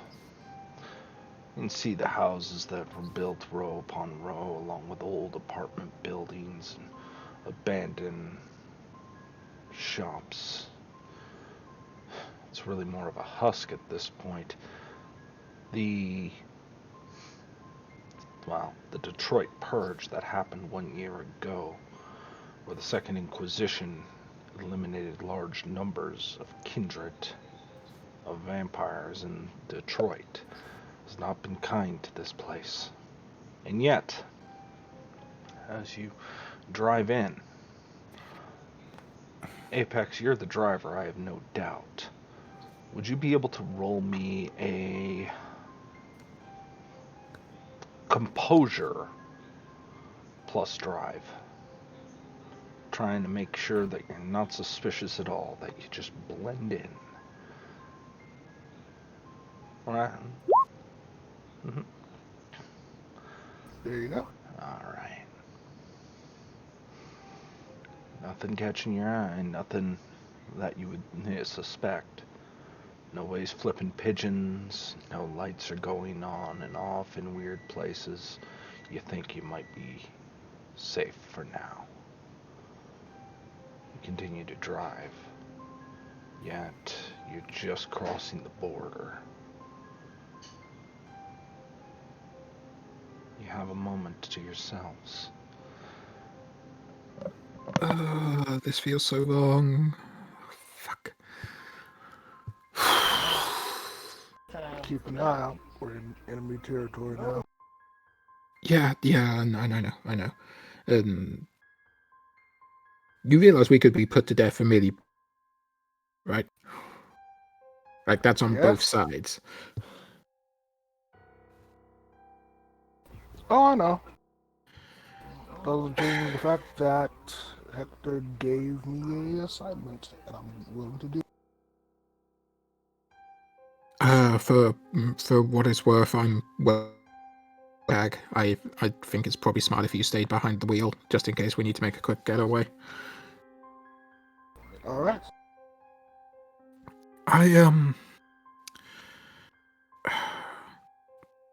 Thank you for bringing me along, for letting me meet Hector. I know you... Well, I don't know, maybe you do have a reason to trust me after what's happened, but, yeah. Like I said before, extending in hand. Gotta try to reach out sooner or later. And having an ally is better than having an enemy. Yeah, you're not wrong. Can I be honest with you, Ep6? Go ahead. I'm worried about the brothers. Worried about also Adrian. It's I don't know how much you know about kindred politics. From Tidbits, not much.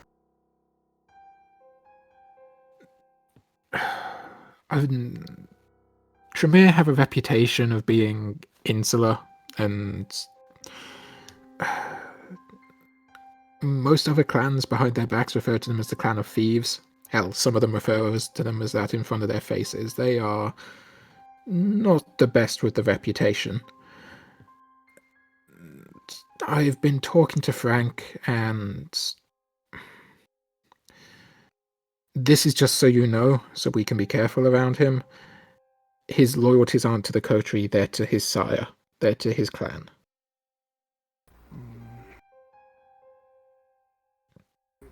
I'll keep that noted. Yeah. I don't think he's a threat. You know, we want to help him. He is the Coterie after all, but at the same time, I don't think we can be completely open with him. As much as he loves the truth, he unknowingly puts himself in a place where we can't give him the truth. I wouldn't trust him with all the information anyway. He talks too much. I mean, you're right there.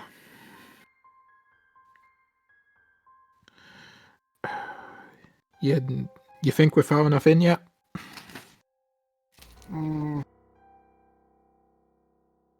If Anarchs are around here, it should be good anywhere, to be honest, as long as it's in the direction of Hector.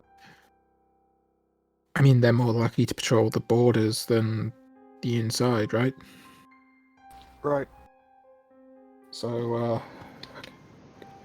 don't suppose you've got a can of spray paint in the trunk?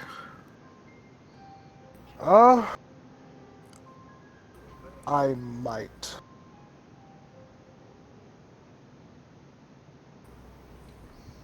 Let me pull over.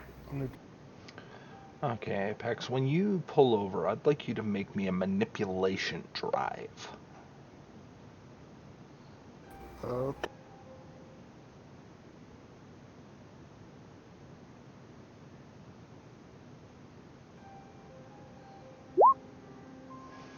Solid.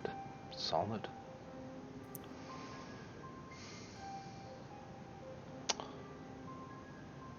Whenever I need to roll.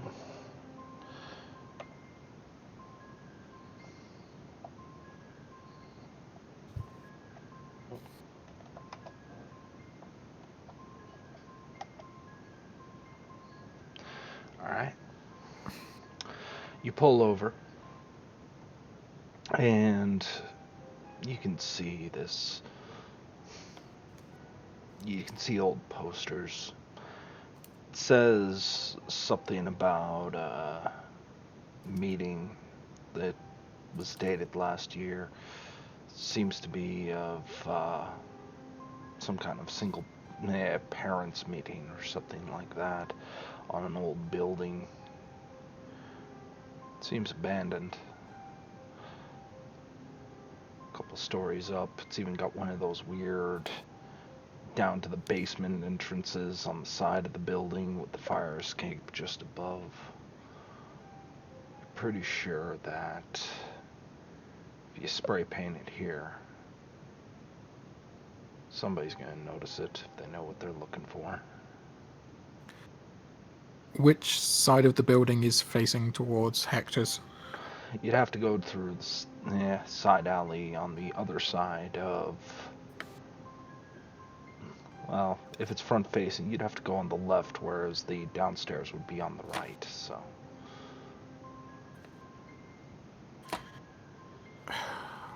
Pull round to the left. Let's get this done quick.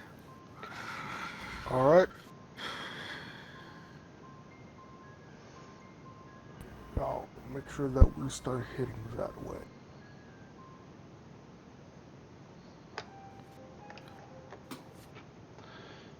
Do you have spare plates for this car? Like, seriously, after tonight, I think we're going to need to swap them. Of course. Just checking.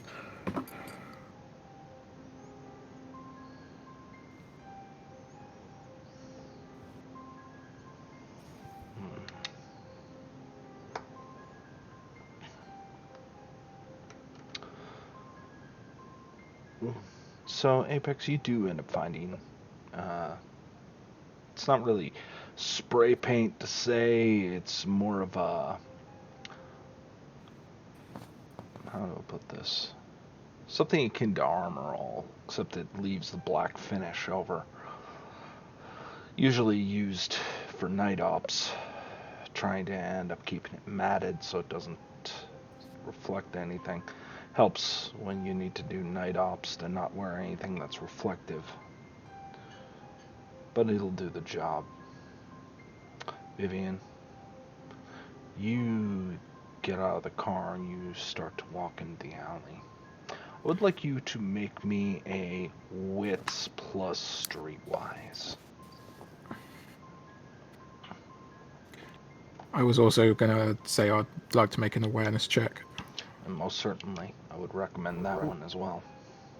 Would I be able to assist? Yes, you can.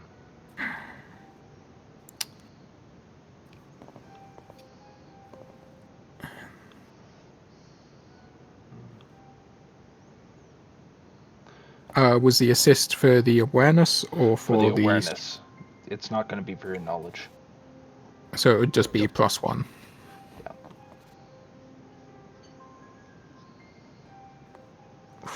Ooh. Okay. I'm going to spend a willpower to re-roll all those 3 successes. I can't afford a bestial crit right now. Okay.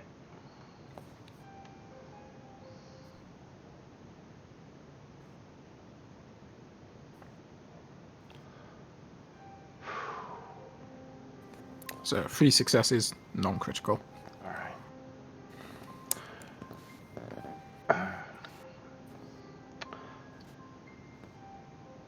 I mean, you get in this alley and you can smell garbage, hot garbage, quite literally. It's overpiling in a dumpster that has clearly been overfilled. You see trash bags just tossed to the side, small pile of them. Some of them have been torn open, maybe from homeless trying to end up finding something to eat. But that's probably... I wouldn't head too far into the alley simply because I would want this symbol to be visible by someone driving or walking past on the street. Okay. You do, however, notice one thing as you are putting this tag on. There's something else. There are 2 large puncture holes in the brick. Probably at least an inch. And they're 2 large holes, and they look like fairly fresh because you can see red brick over or inside the holes, whereas everything else is very muted. It's been sun exposed for quite some time. Tagged above them is 2 initials. NM. And you can see that with these 2 holes, just underneath them, there seems to be some kind of stain. You think it might be blood. And when you look at it, you can see just at your feet an old metal bar. It looks like a piece of a rebar they use for masonry work, except it's bent in a U shape.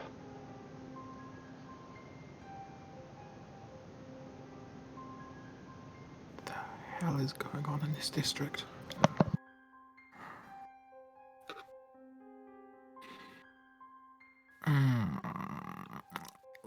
Would I be able to tell anything about this tag, about who might have made it?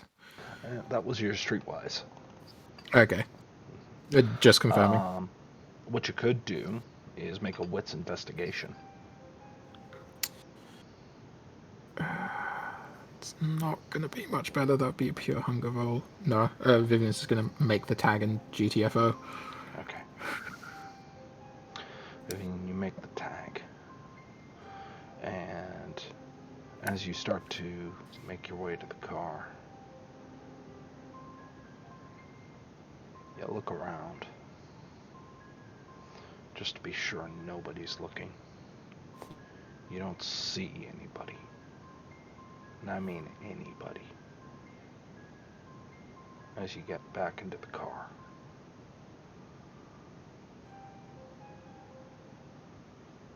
It's too quiet. I don't like it. Let's get out of here. Right. And I start to drive off. You two start to drive. You turn and you start making your way out before anybody knows you're here.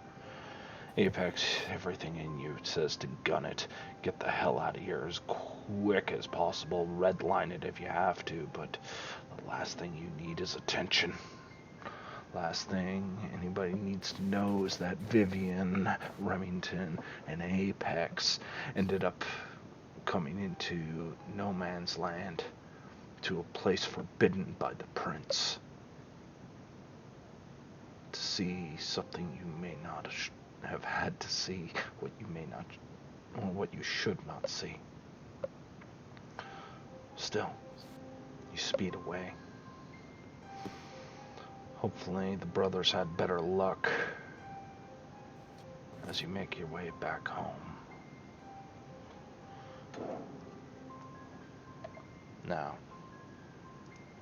that being said, home is a hard place. There is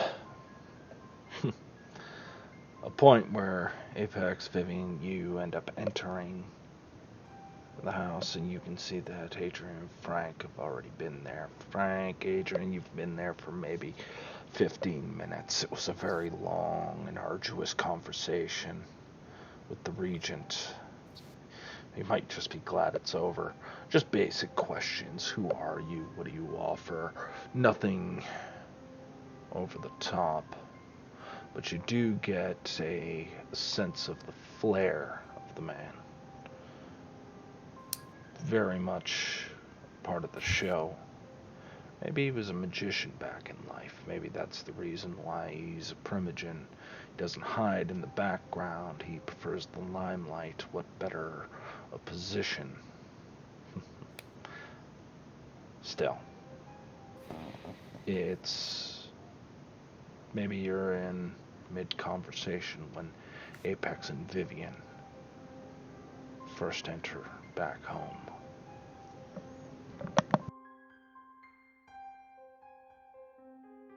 Oh, hey. Good evening. How did your guys' adventure?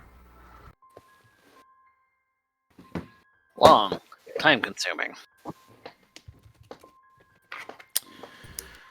Same. folks seem dead.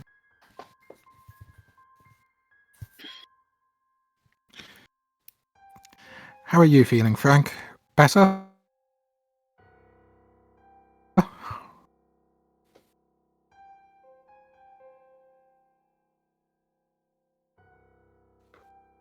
Frank.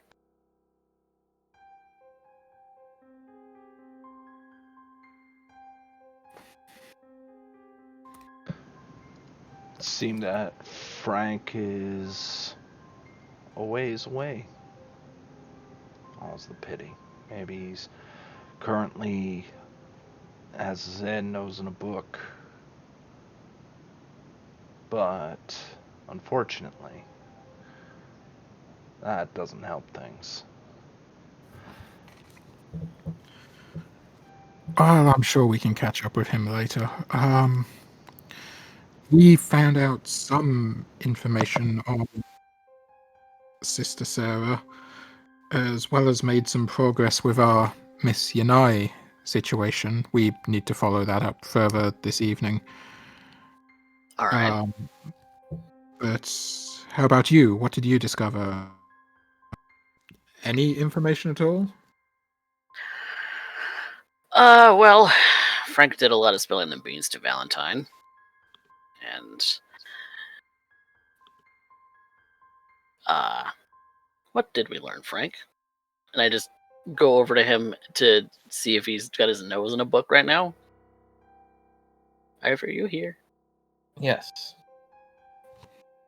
He kind of pulls the book out of your hand to get you to stop reading it. Hey, we're having a conversation here. You can see the book is a religious one, kind of about the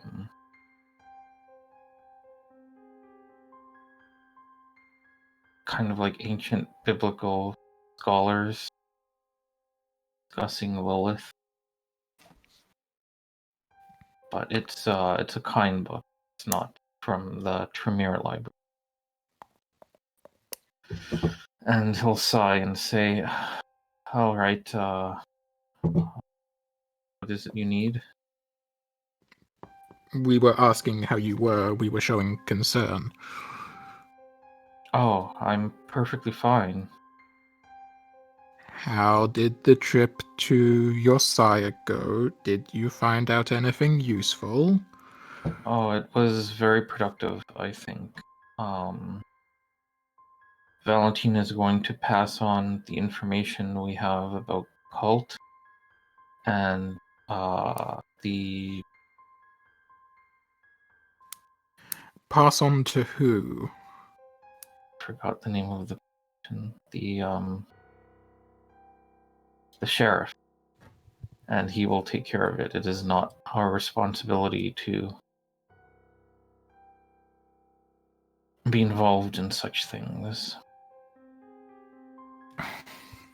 That's one less weight off our. With all due respect, did you ever due to consider that what she's actually doing is spinning it to her advantage? She can take credit for this. By approaching the sheriff, she can dictate it on her terms, and therefore control the narrative. She can take credit. I'm okay with that.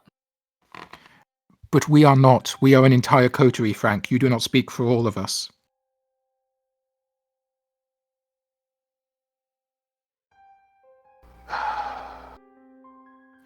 You have just again given away information and secrets to someone that, while I understand you trust them, they do not care for me. They do not care for Apex.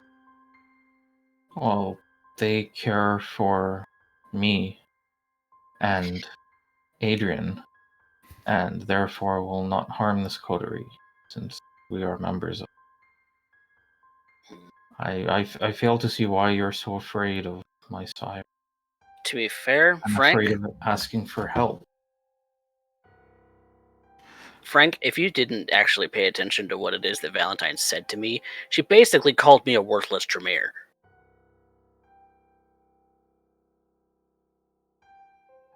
Doesn't sound like a good parent to me.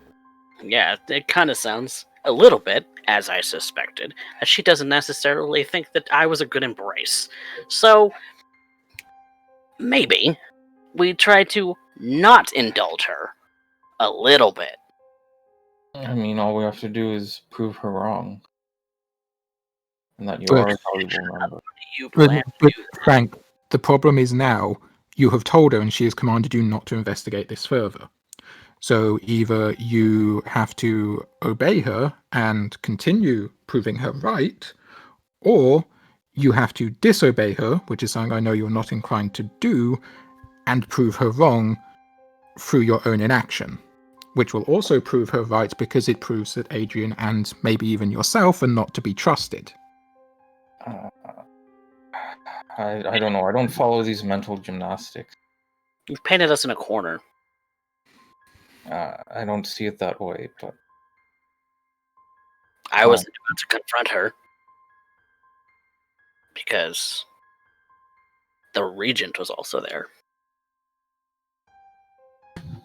Either way, she has told both of you this, but not us. So either way, I'm still going to be looking into. well, you do what you need to do, Mr. Apex. I didn't hear you a team player anyway. Apex has been more of a team player than yourself so far, Frank. I don't know. You guys had a problem, and I solved it. I don't see what all this. It was not a problem. It was an opportunity. It was an opportunity to show that we do not need to be led by the hand. Instead, you willingly ran back to your sire to be led by the hand. The prince chose us, Frank. We need to prove that we are worthy of the prince's blessing, and trust me when I say that a lot of people will happily look down on us simply for the fact that we are diverging and going to clans rather than the prince. People will start questioning. I'll bring the information to the prince. The prince or the sheriff, the proper channels. If you defer to your clan, people will start questioning your loyalty, and that is one of the issues that Tremere have faced for years.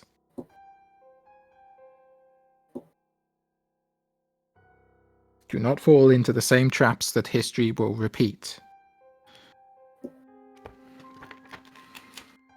I try not to.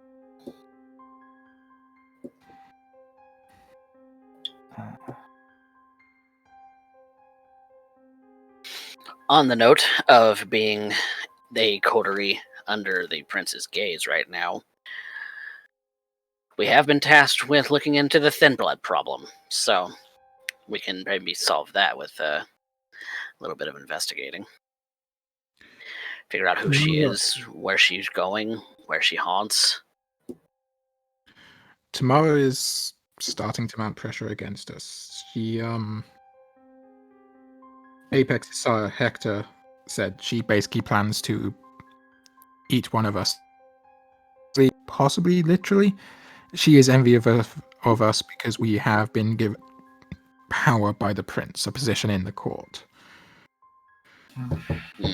And she seeks that for herself.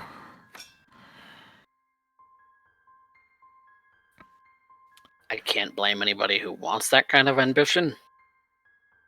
But going about eating someone is not exactly the way I would say is a great one. It is figurative. She is trying to prove that she is more competent than us, although there's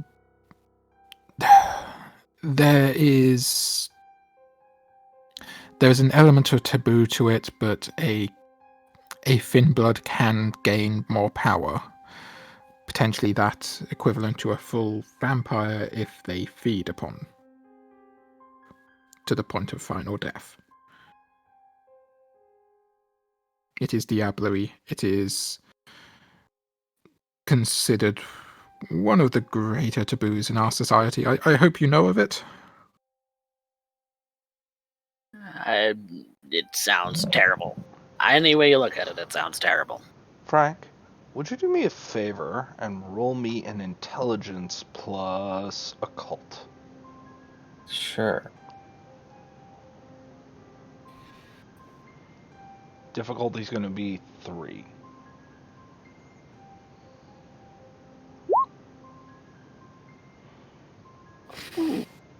Wow. Okay. That's a crit That's success. a crit. That's a crit. So, the information I was going to give to you is... It's funny on how Vivian would know about diablerie. It's not exactly something that is taught. You're aware of it. But that's because Valentine was very... well, she might have a bone to pick with a clan of diablerists such as the Assamites, the Banu Hakim. Hell, for a time there, they were infamous for that.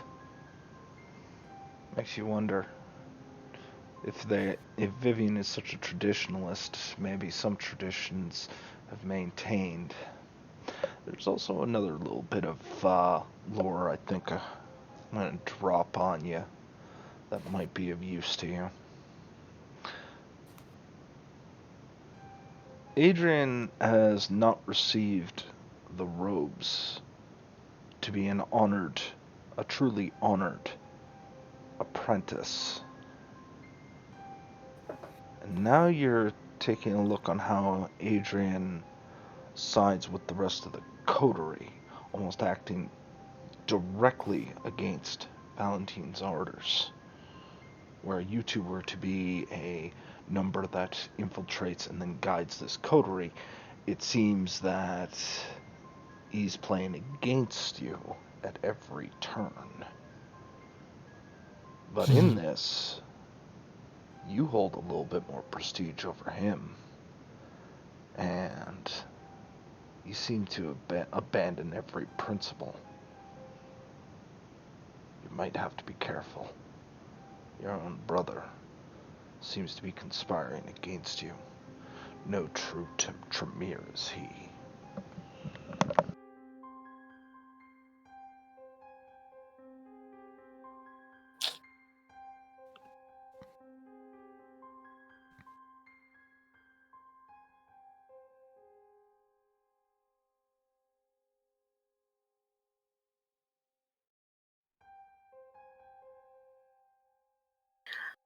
So, we need to figure out where this Tamara is, and where she haunts, and figure out how we get her to stop putting pressure on us.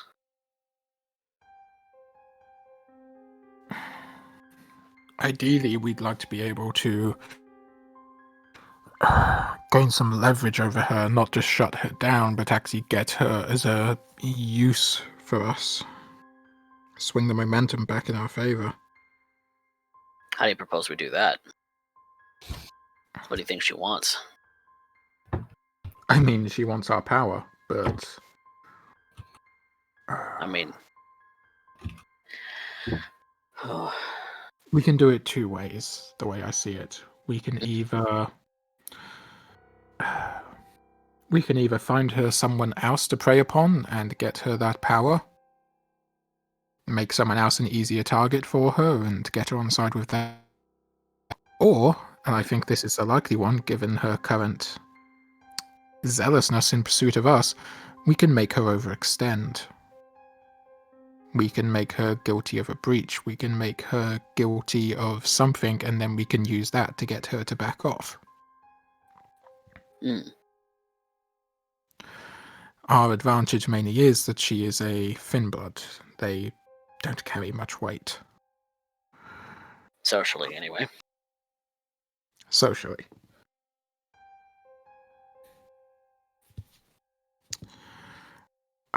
We are also, Ep6 and I, following up another lead, but trying to think. Due to its tenuous nature, I would not advise either of you joining us for now. It could be dangerous, and it's also... it's something more suited for low clans, rather than high. Banu Hakim is a high clan. In this city. Depends on who you ask. You have to remember, we are still very new to the Camarilla.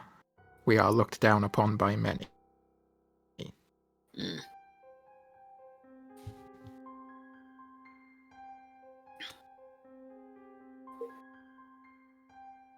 think Frank is gonna hold his hand out and say, "Can I have my book back now?"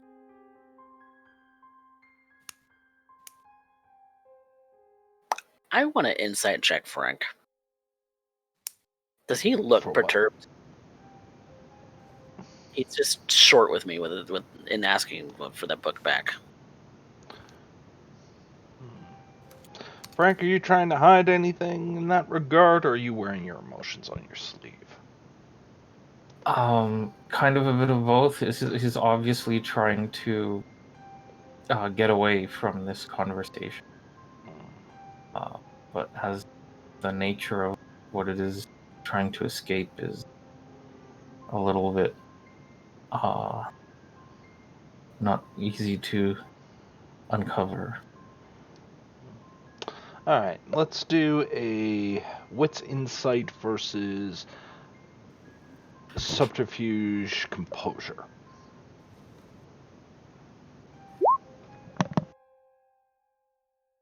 I am probably not going to win this.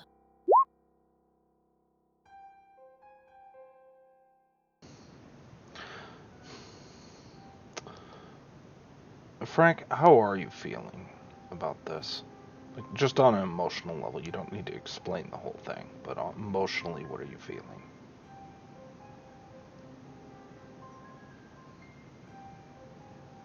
Confusion,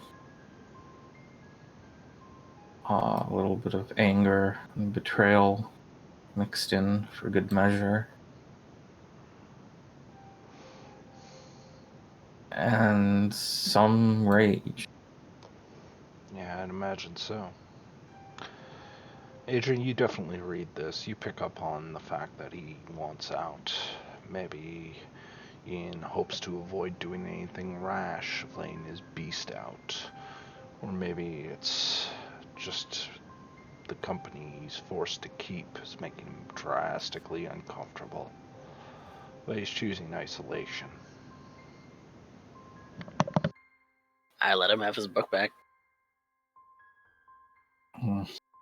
He'll go back to reading it.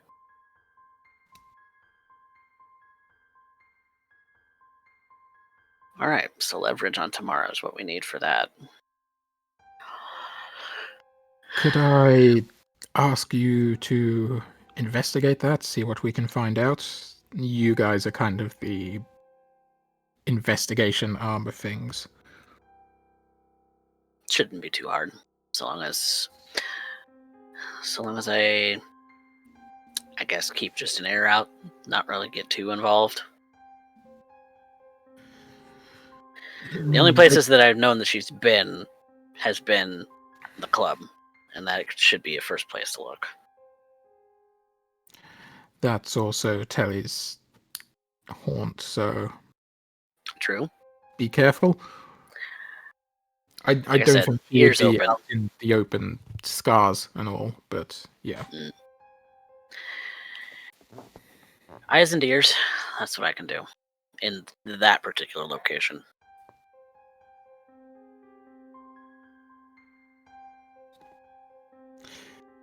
If you see her, don't engage. Don't plan to. No, good. I also, oh god.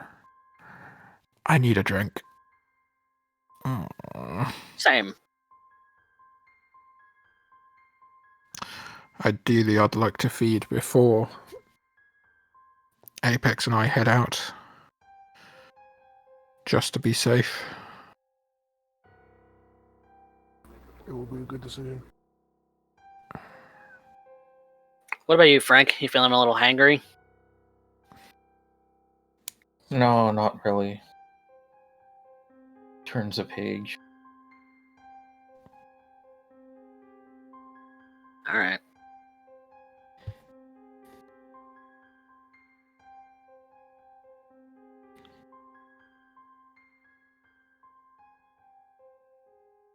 Well, if you want some help in that regard, Viv, then I got your back. Let's, take a walk. Sounds good to me. And this is where I would need to double check with Derek. How does feeding from a herd work?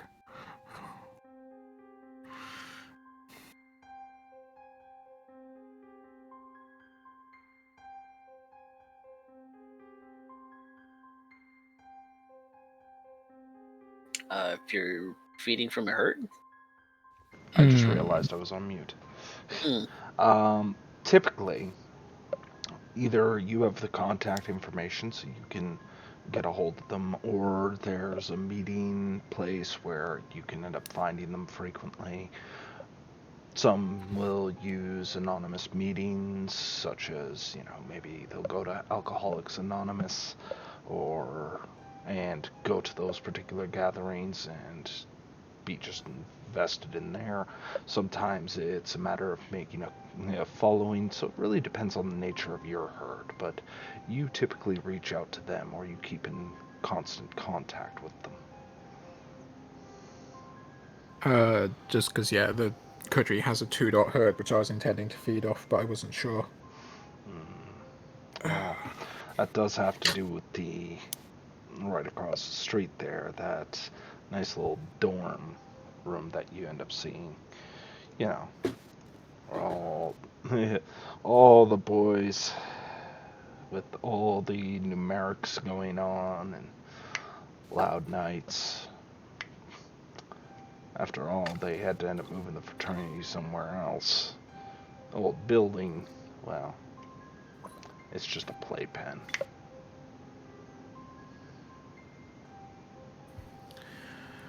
I would go and try and feed from someone there, hopefully not too drunk. Wow, gonna be tough, but you know, some individuals are curious, and you do have quite the commanding presence. Adrian, Mm-hmm. you're spotting in this regard? Yes. Okay, so it's not going to require a roll. How much are you taking? 1 dot, 2 dot? I would only be taking 2. You're taking 2, so you're taking both dots? Okay. So, with that being said, you managed to feed, leaving Frank and Ep6 alone in the haven. Curious combination.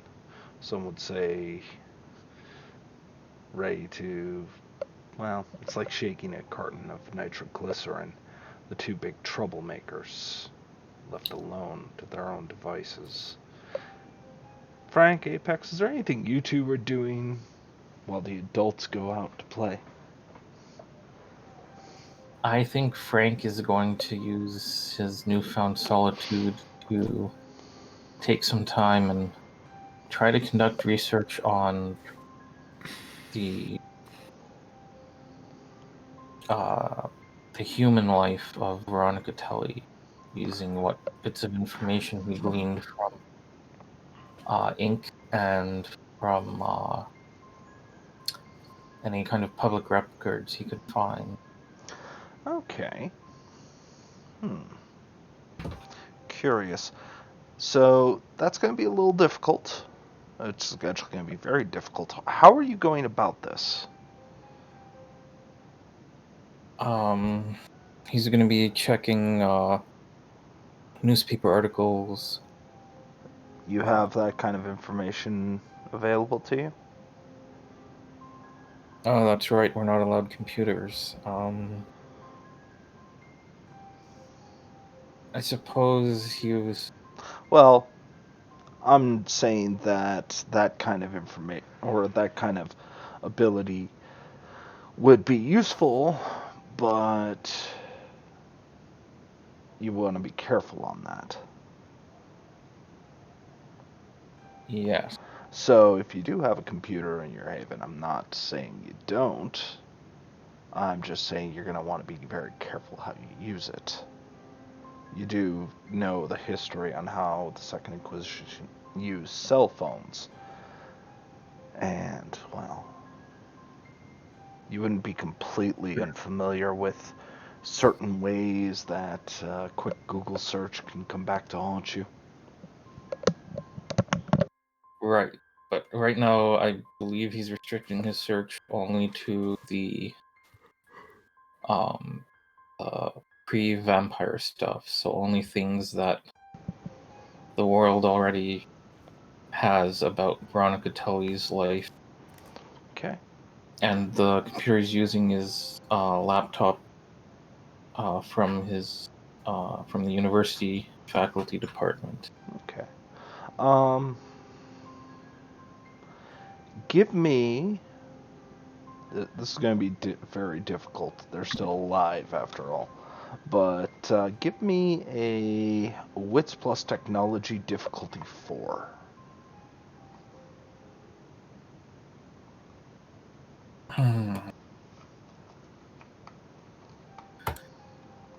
hope this works.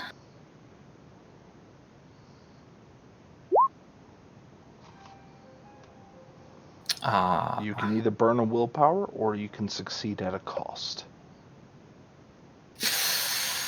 I have willpower to burn, so I will burn one. 50-50 chance. Yep. And I will reroll. Yeah, one die, I guess. 50-50 chance. Alright. Oh, man. Oh, sweet. Frank, you find no records of Telly. You're going back, just doing quick skim articles and what have you like that. And it's about the time when Adrian and Vivian return. You're like, oh, enough's enough. And as you're about to close the browser window, you stop. There's an old article.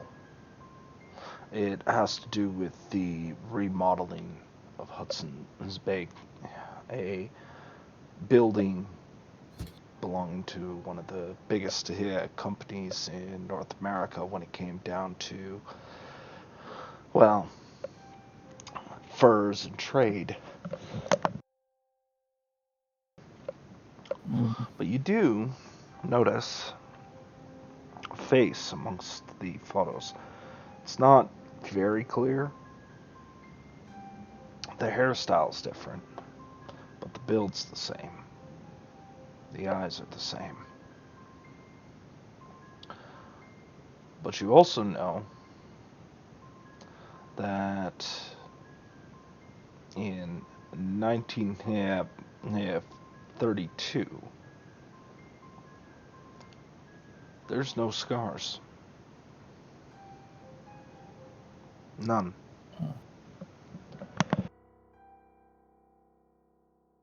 See. The plot thickens. Now, this might be when she was alive, but it's definitely an interior shot. It's showing the unveiling, the rebuilding, or remodeling, I should say.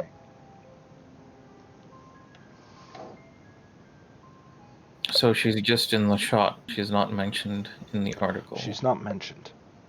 Okay. In fact, you have not found any mention of a Veronica Telly anywhere. You've run into a few people who are named that on Facebook and what have you, but Alright. It's not reliable. Sounds like a nom de plume then. There is one fact that has been gained. An important one, actually.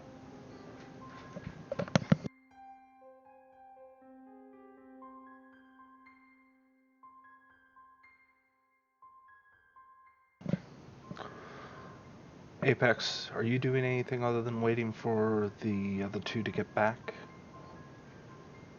I am going to do maintenance on my guns since it's been a few. Alright, so gotta make sure everything is cleaned, oiled, ready to go. No, don't need a chance for a misfire or a round getting jammed. You know, sometimes those slides, weird things happen. Adrian, Vivian, Apex, you are all in it together. Frank is doing research. I'm not sure if he's in the room or if he's isolating. I had also intended to feed. You have also intended to feed. Yes. Okay, I thought I gave you the chance, but alright, my mistake. Were you feeding from the herd as well? Not from our herd. Okay, so how are you hunting? Probably the usual way. Alright, what's the usual way? You gotta describe Intelligence per streetwise, it's going through the domain and looking for ways to acquire blood bags, or somebody who is actually selling them and maybe feed off them instead. All right, make a roll. Right. I'll assist if I can. Okay. Do you have any streetwise? I do. I have a daughter streetwise. Okay. Perfect. Then add +1. And then I have my black market specialty, so Yep. that's So you got another one. +1. Oh, little butts. Come on. What is our difficulty? In this particular place, it's fairly stocked, so you're looking at difficulty 4. Okay, then I'm going to spend a willpower and do it. Okay. Congratulations, Adrian. Thankfully, this person's not particularly of note. I mean, who cares about some kid who's just dressed in a hoodie, doing some skateboarding? But the delivery is made using underage kids in order to handle deliveries. Quick swap of money and a quick handing of a cooler is all it takes. Though he does give you a look. A kind of, you're messed up look. Kids today. Let him think what he wants. Just walk away. Yeah. To think you used to fight against that kind of stuff, and now you're buying into it. How far has you fallen from grace, I guess?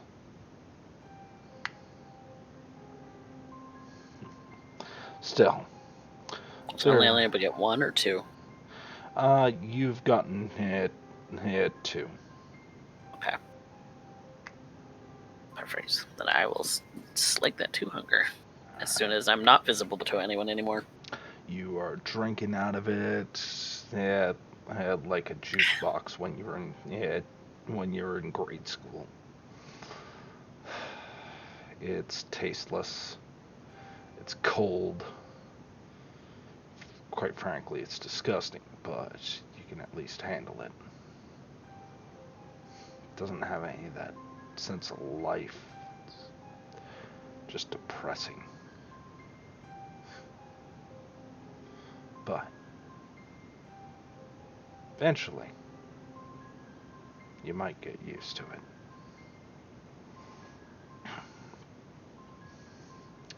So, one has to ask what the next step is. You said that you're waiting, or you're going to investigate. I mean, probably should have clarified this with Hector, but he did say he could get us a meeting with Miss Unite within the hour, so... Yeah. He did. Hmm. I'm just seeing who's staying home to catch the message. And Apex and Vivian would obviously be waiting. So now it just comes down to Frank and Adrian. Are they leaving to pursue, Tamara? Or are they staying around, hoping that this deal goes through? If Adrian goes, Frank will follow. Because even though he's having feelings about Adrian right now that are not good ones, he still does not want to leave him without backup. Well, isn't that just heartwarming from a corpse? But, unfortunately, I guess that leaves it to Adrian's decision. Get deeper in the dirt, or go find your own. That's a decision, isn't it? Well, could go stake out and see if we can find Tamara.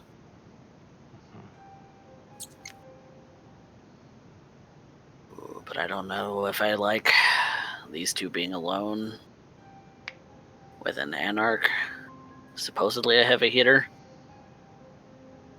I mean, we never mentioned that. No, Did you not? no, they No. have not. They said stay out of it because it's their business. We said we were pursuing another lead, but it was more low clan business. We never said anything more than that. Oh, Yeah. okay. Then Adrian's. If they say that they're going to be okay, then Adrian has no reason to suspect otherwise. All right. So Adrian and Frank, you're going clubbing. Sounds like it. All right. So, with that being said, Adrian, Frank, you two head off. Hopefully tomorrow's out there, or at least you can find out where they are. Popping Sense the Unseen as soon as we get there. You're fantastic on that one, but there's a little bit of business to close up tonight.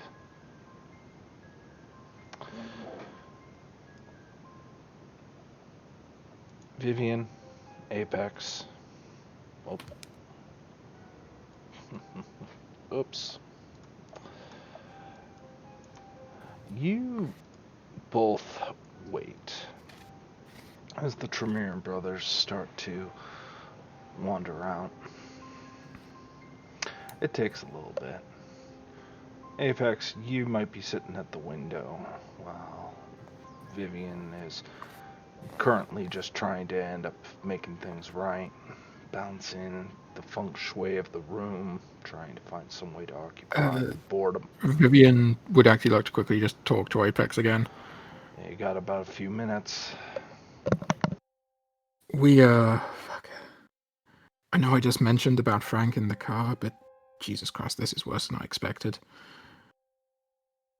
Yeah. I believe the term that you guys would use is liability. He definitely is. Yeah, It's very predictable. we're gonna need to figure that out.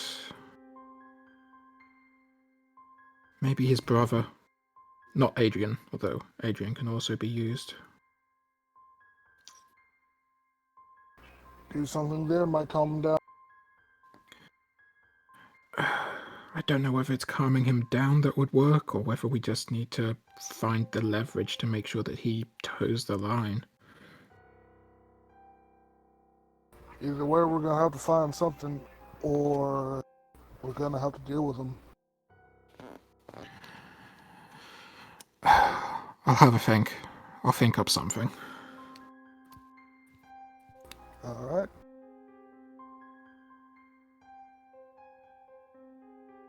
If it comes down to it, though, I will not hesitate to end him. Ep6, it's at this point you see headlights on the curtains out front. Sound of a vehicle stopping. Seems like someone's here. You look outside, and as you do so, there is this chunky looking fellow. Looks familiar. Yeah, you remember him. Seems to be a little... He seems to come out with a waddle. What was his name? Chunk. Yeah, Chunk. You're pretty sure that was it. He starts to waddle out and seems to be checking a notepad or something. Knocks on... Or he waits at the car, just kind of looking about. Maybe he's not lost, or maybe he's not sure if he's got the right place. I think that's likely our ride. Oh, and I forgot to mention it earlier. Apologies. You do owe Chunk's boss for the bloodstains in the back of the limo. I wish you had told me that before, but thank you anyway. Yeah, and sorry, there's been a lot on recently. Alright. Let's get this over with. Lead on. And I'll start heading towards Chunk. You step outside, and this man, Chunk, he's dressed in what seems to be a security guard outfit. You can see that he wears a blue shirt, black tie, and what seems to be a vest. Apex, the vest is pretty damn expensive. Like, that's damn good. A piece of hardware. Even the sidearm, which he keeps to his side. He has a license for it, or he gets away with carrying.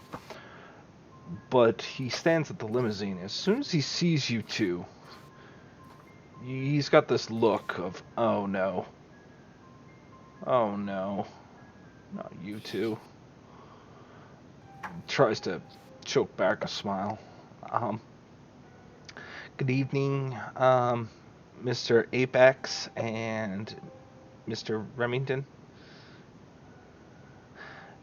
Good evening, Mr. Chunk was. Yes, sir. He starts to walk towards the back of the limousine and opens it up. I am to escort you to Kata Industries and wait for your return. Would you please be kind enough to enter into the vehicle? Please don't make a mess of it this time. Of Personal course. request, sorry. Didn't mean to speak out of line. No I messes do this time. apologize. Yeah. He waits for you two to climb in, and then he closes the door. You can hear him murmuring, like, oh god, this is gonna go terrible. He's gonna be so mad, they're gonna wreck everything. The upholstery, and I'm gonna have to clean it up. There was so much blood last time. God, what did I sign up for? He closes the door and looks back. Everybody comfy back there? And We're fine, thank you, Chunk. Peachy. he starts to drive.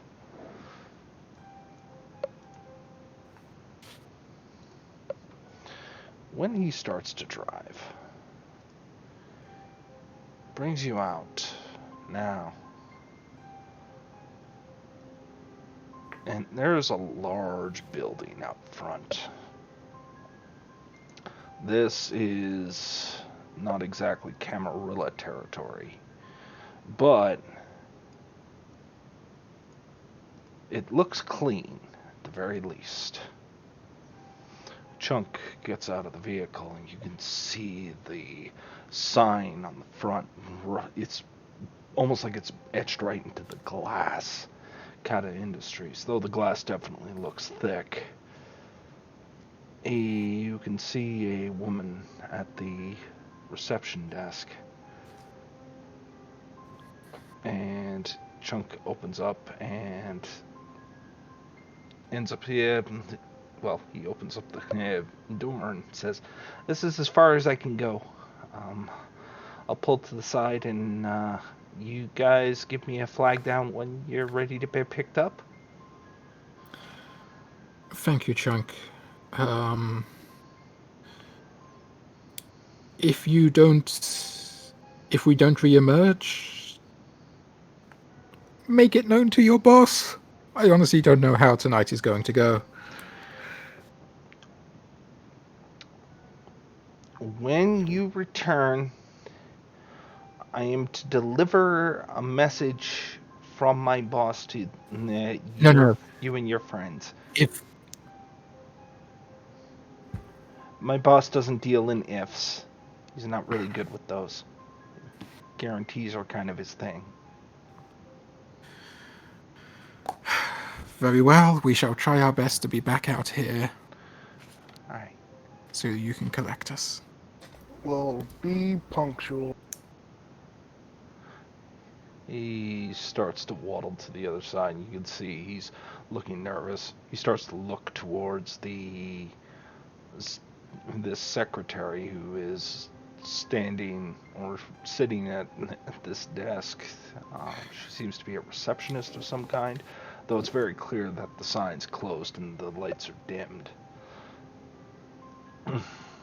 And he starts to drive off to park the vehicle a little ways down. In which case, we'll walk through the door. The door is locked, and it's at that point you see this receptionist kind of look and start to walk around. Looks at you two. Definitely looking at Ep6.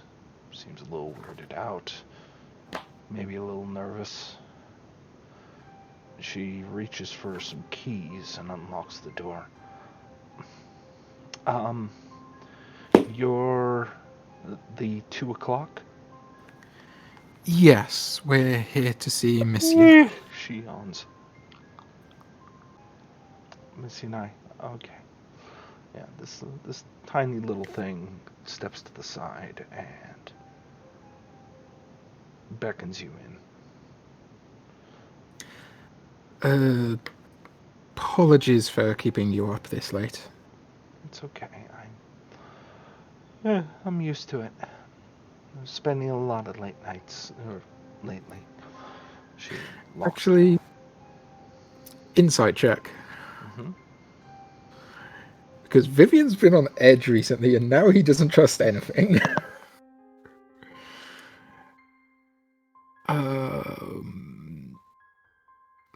That would be a wits insight? That would definitely be a wits insight. Let's make it difficulty. All assist. Let's do difficulty 2. Difficulty 2. Does Ep6 have any dots of insight? Yep. All right. All assist with that.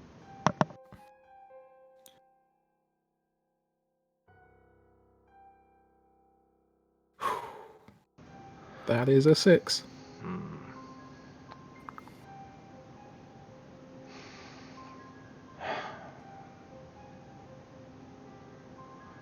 You know, if you didn't, you're almost fooled. Almost. Except this individual, they appear nervous around Ep6. Like, they're weirded out. They're not sure what to make of Ep6. They've shown the signs. They're yawning. They're blinking. But their breathing is like a metronome. Calm, smooth breaths the whole way through. The body language and the breathing doesn't match up.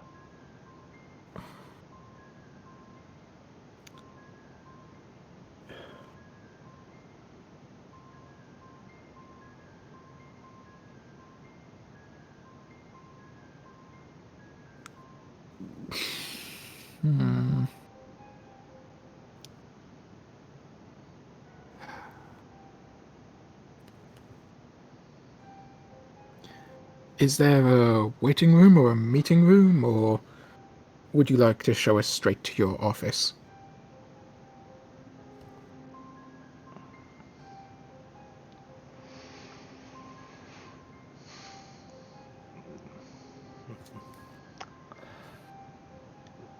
For a second there's kind of a blink of confusion, then a soft smile. The little woman looks to you both. I did not think it would be appropriate to bother my staff for smaller situations, nor put them in unnecessary danger. Of course not, and it is a good chance to meet us without needing to give first impressions. I understand. Then apologies for the deception. But None needed. You are Mr. Remington and Mr. Ep6, correct? I would have expected more.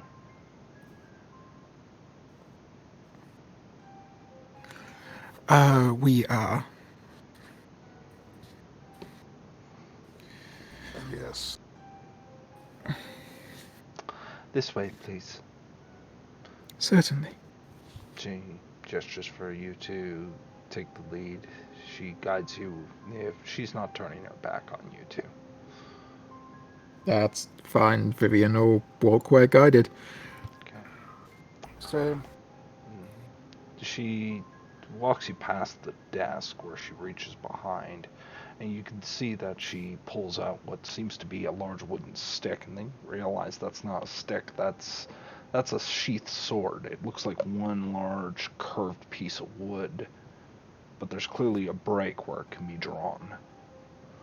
There's no guard to it.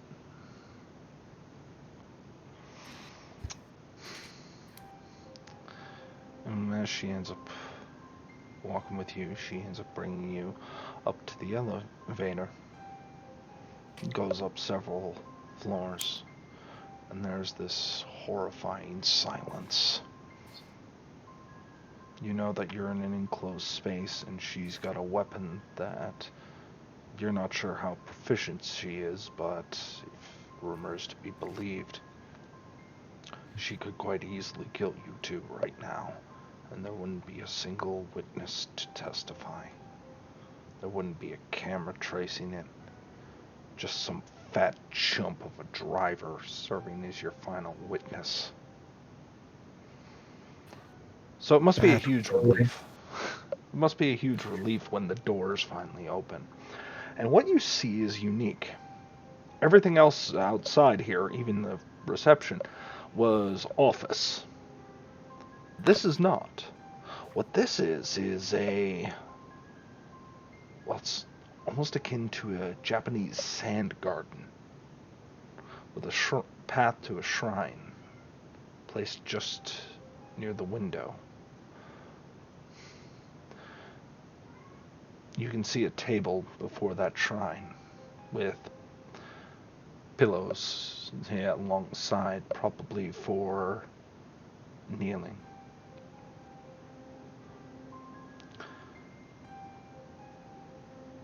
You see her hand looking at you two. Please take a seat at the table. I will be joining you shortly. Certainly. Thank you.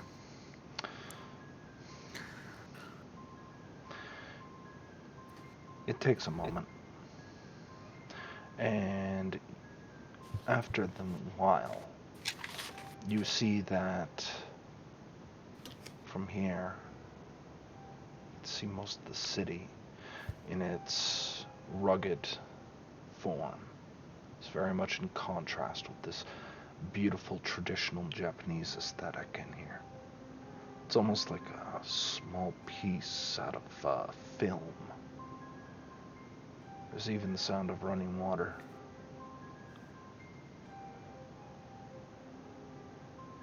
But when the woman returns, you see her in a very beautiful kimono.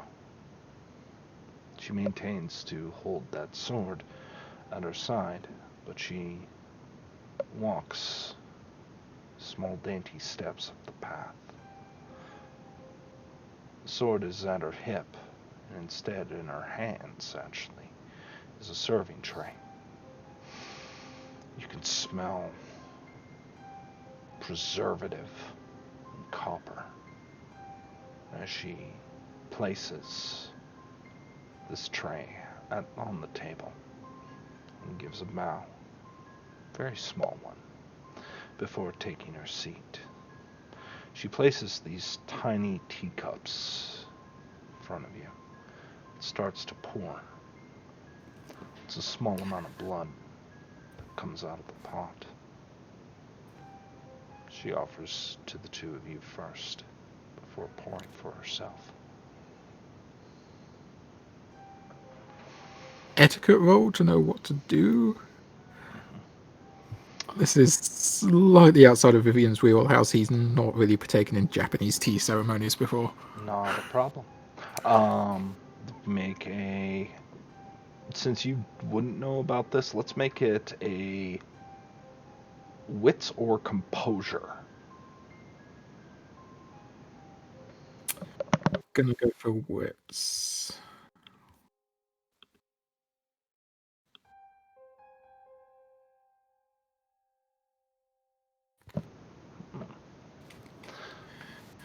Well, certainly it would be rude to refuse the offer, especially after it's been poured. Maybe it's best to let the host drink first, though. Maybe it's spiked. I sort of lift and hold the cup and give a half bow, much the same as she gave. What about you, Apex? What are you doing? Mask makes it awfully hard to drink. I'll just hold the cup and bow. I'm going to drink it though.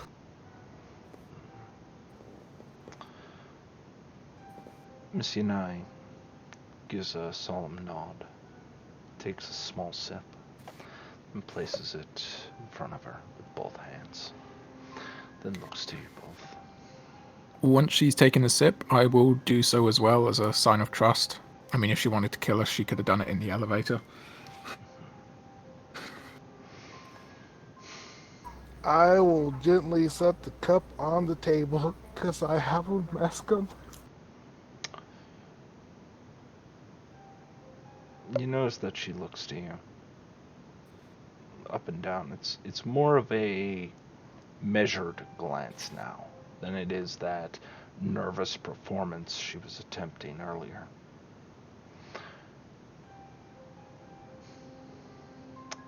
So, where do we begin?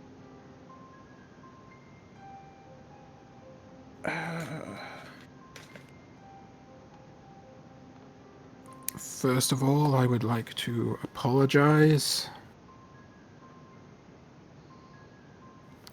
Well, first of all, Apex would like to apologize. Yeah, as I was about to say.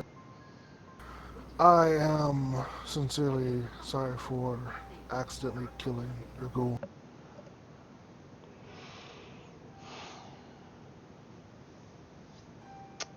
You had the name. The least you can do is remember it.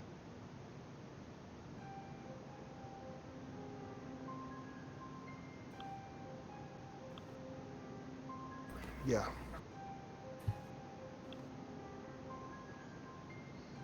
She seems to be waiting. Um,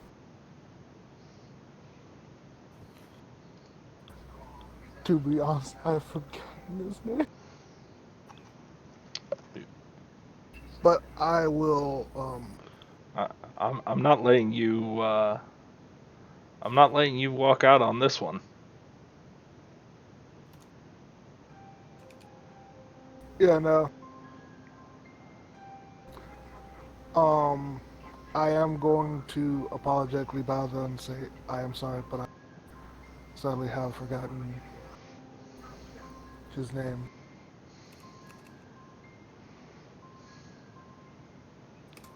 You've forgotten. And you? She looks to you, Vivian.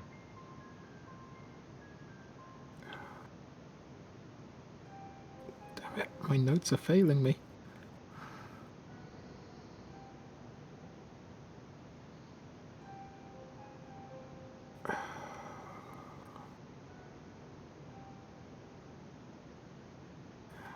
I was not there. I did not talk to him. I did not ever get the chance to learn his name.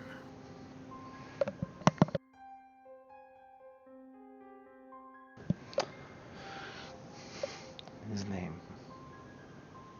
was Rastun.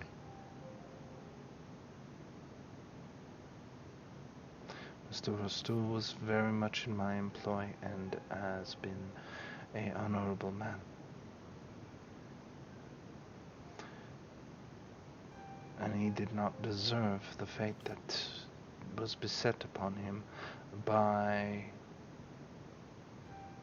You.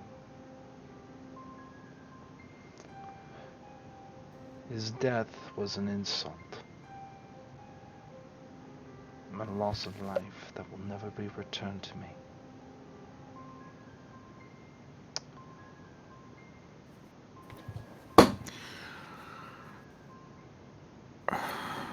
You wish to talk. We are talking. Giri demands that I would interfere, paint the situation in kind.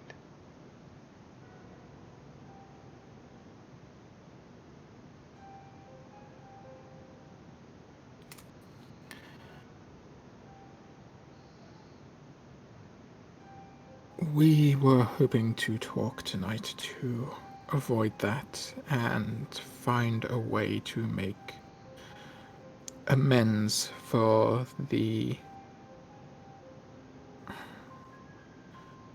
lack of composure of Apex. Perhaps I would take his head and we would call it even.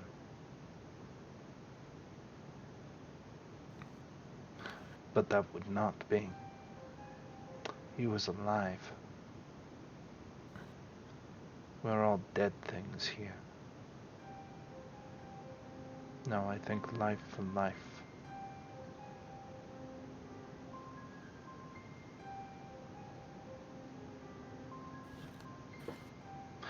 I am told that your princess made you all responsible for one another. Yes, ma'am, that would be correct.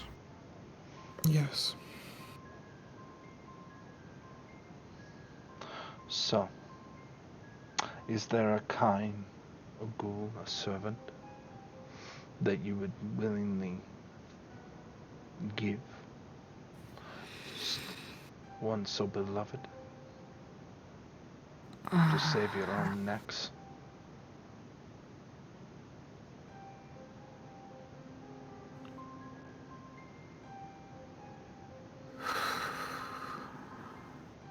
I would like to avoid it if we could.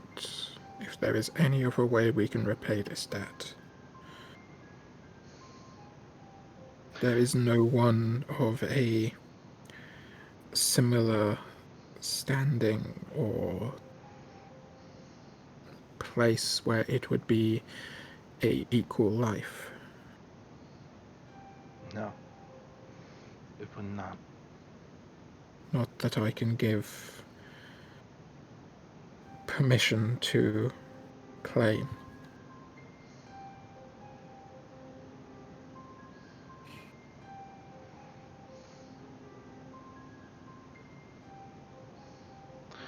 It would seem then you have not thought through any offer.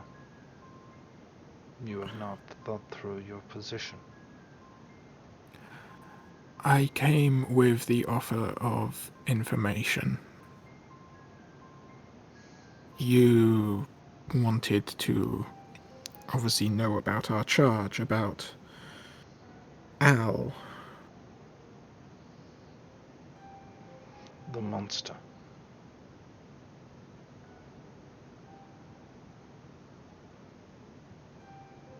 I don't know.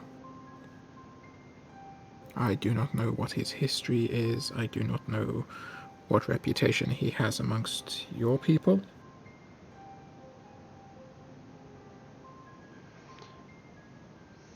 He is a killer. He is without honor. And He is also bringing more of his people to Detroit.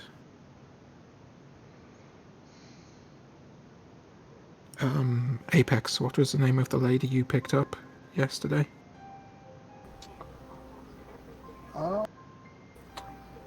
Miss Goodchild. I believe it was Teresa Goodchild. Teresa Goodchild. Teresa Goodchild.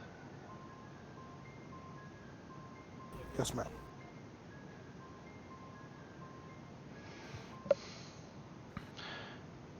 Do you think that telling me this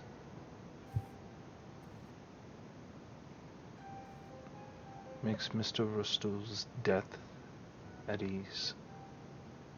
From what I am told, he died quite violently.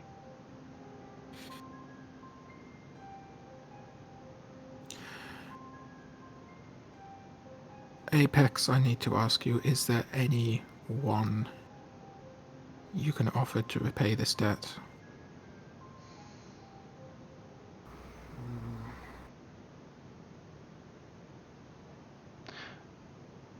Vivian, would you be able to roll me an wits insight right now?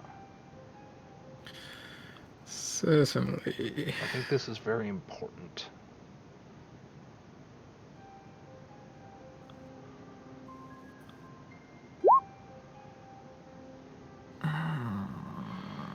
That's I'm two gonna spend a will. successes. Okay. I'm gonna spend a willpower on that. Okay.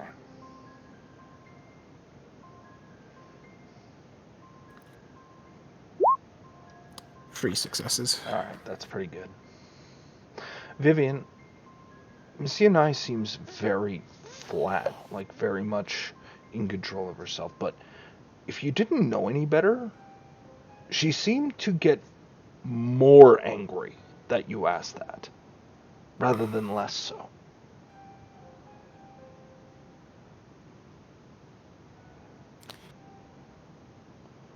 I apologize, Miss Yanai. That may seem insensitive. I am.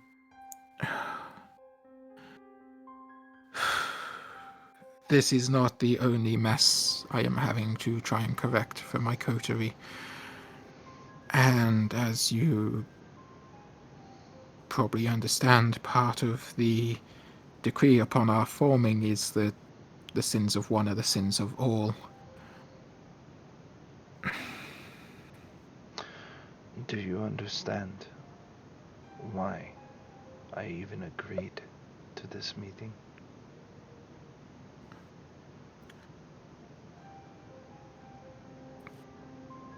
I mean,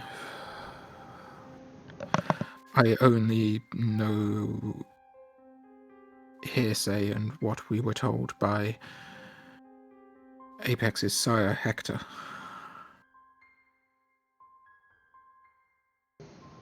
That although you have ideological differences with the Tower, ultimately you can be reasoned with. And I understand we are not in a position to bargain, which is why you have made your demands, and I am trying to find a way to fulfill those demands. That was not my demand. That is what Giri would demand. I have made no demands of you, either of you. I am simply gauging character, and found it lacking. Apologies then for the miscommunication.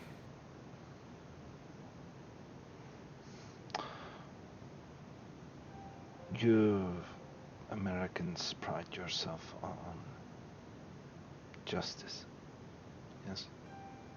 To make something right.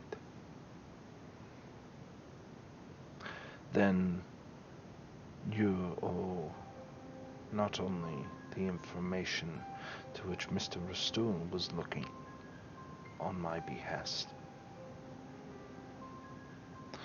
but how would you aid the grief?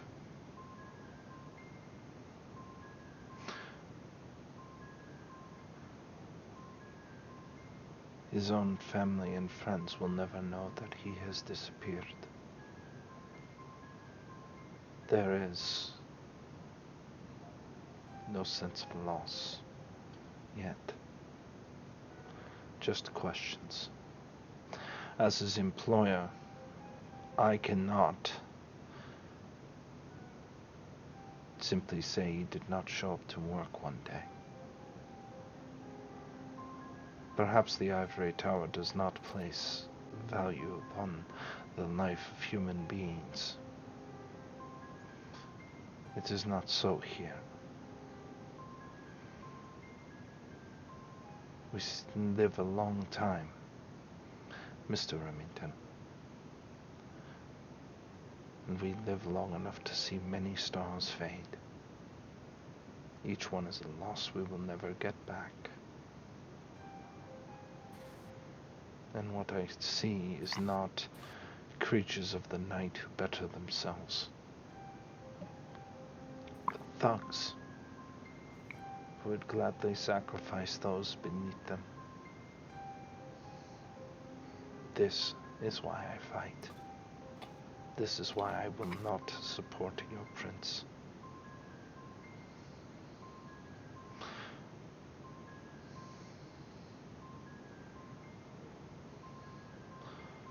So, this is the impasse.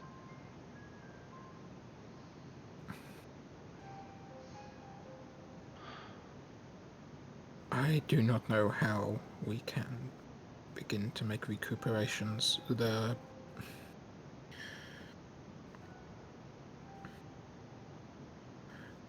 We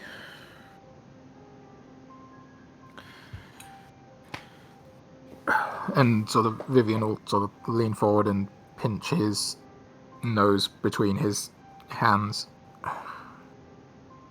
We had to dispose of the body to hide the breach. At the time we were in the company of Al, who needed to be escorted to Elysium, and every eyes of that court are on us, and as you have just said, they will happily sell us out at a moment's notice. Well, I did not choose to be presented this way. I did not choose to become a member of this coterie. It was put upon me. These experts upon me. And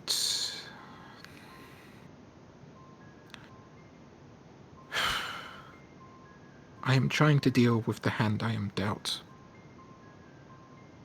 To maintain honor and to maintain morals in a place where they really don't seem like they have much weight.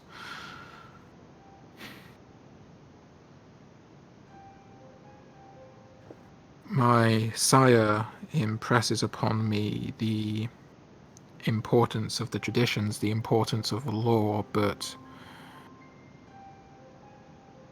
it does ring a bit hollow when it seems that those in power do not follow those same traditions and laws.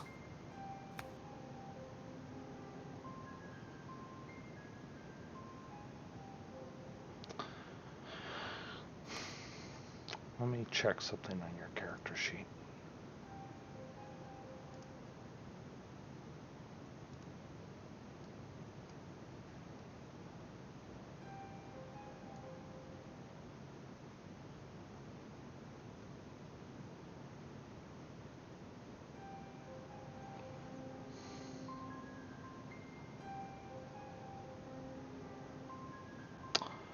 Vivian, I would like you to take 1 stain for breaching a Chronicle tenant. Without a cause, you are nothing.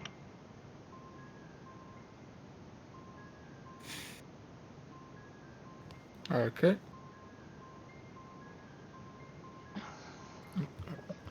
You have expressed a lack of faith in the overall point of the Camarilla. And in doing so, what guiding light do you really have when you're no longer alive, when you're dead? Morality becomes very subjective. Maybe much to your horror. Missy 9 looks to her tea, shall we say, and takes a sip, places it down.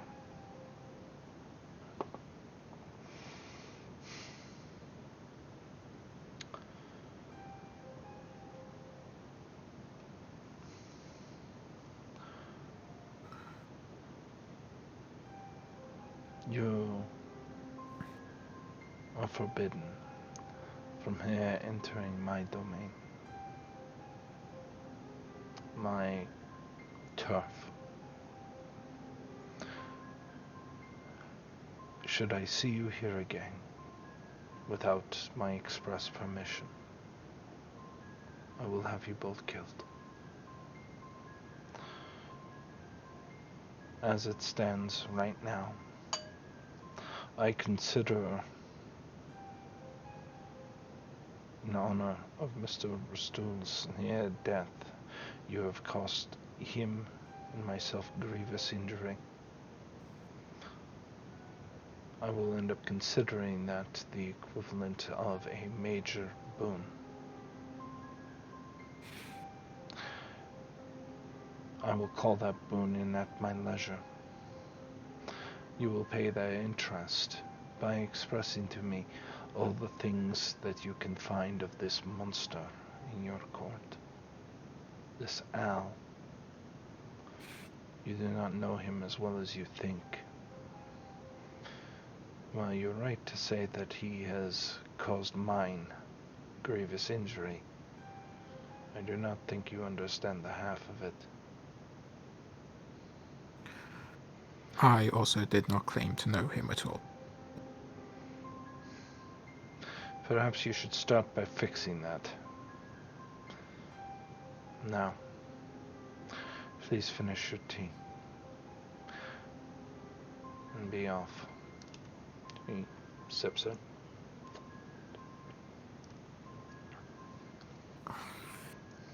Vivian will down the rest of the tea and stand up, give a bow, and I am sorry. For what it is worth, I will see if we cannot retrieve the remains so that the family can at least have something to grieve and bury.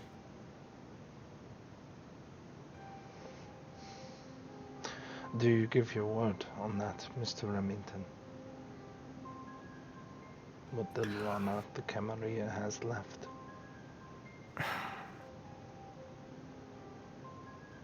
I give my word that I will try. Then it is of no promise at all. She looks to her sword. Maybe you can see a mournful look in her eyes. Like some vain hope that this meeting would have made things better.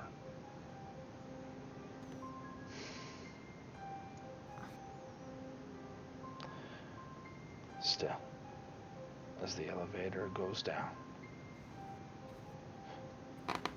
you can only hope that things are going better for the Tremere brothers.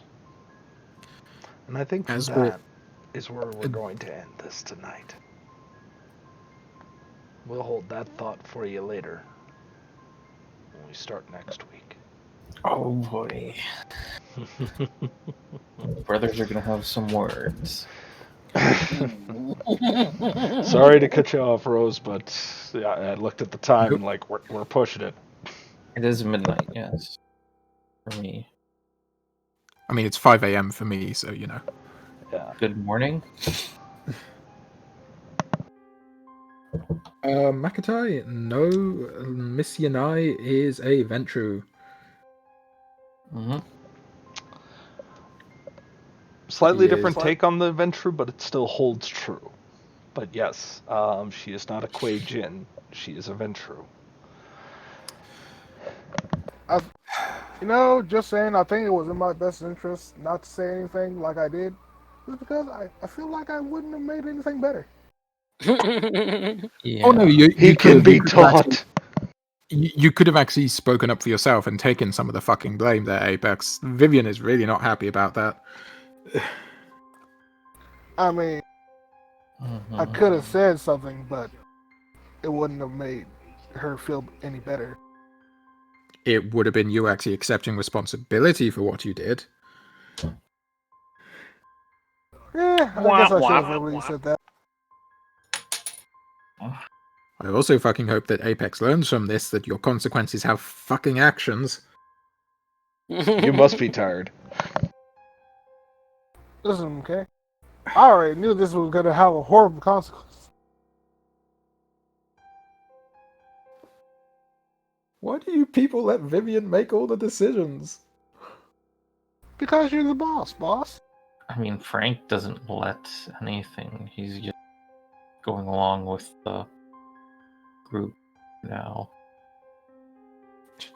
Yeah. And once again, I will point out, we didn't sell out Frank's brother multiple times. You could have, though. But we chose not to. All We right. could have. All right. So God. we're gonna take a I 3-minute love break. you, but God, I hate Frank. We're going to take a quick 3-minute break just to get refreshed and all that. We're going to come back to resolve experience, stains, the aftermath, and then we are going to end up, jumping into Vampire the Masquerade Workshop afterwards. So, Yummy. don't go anywhere.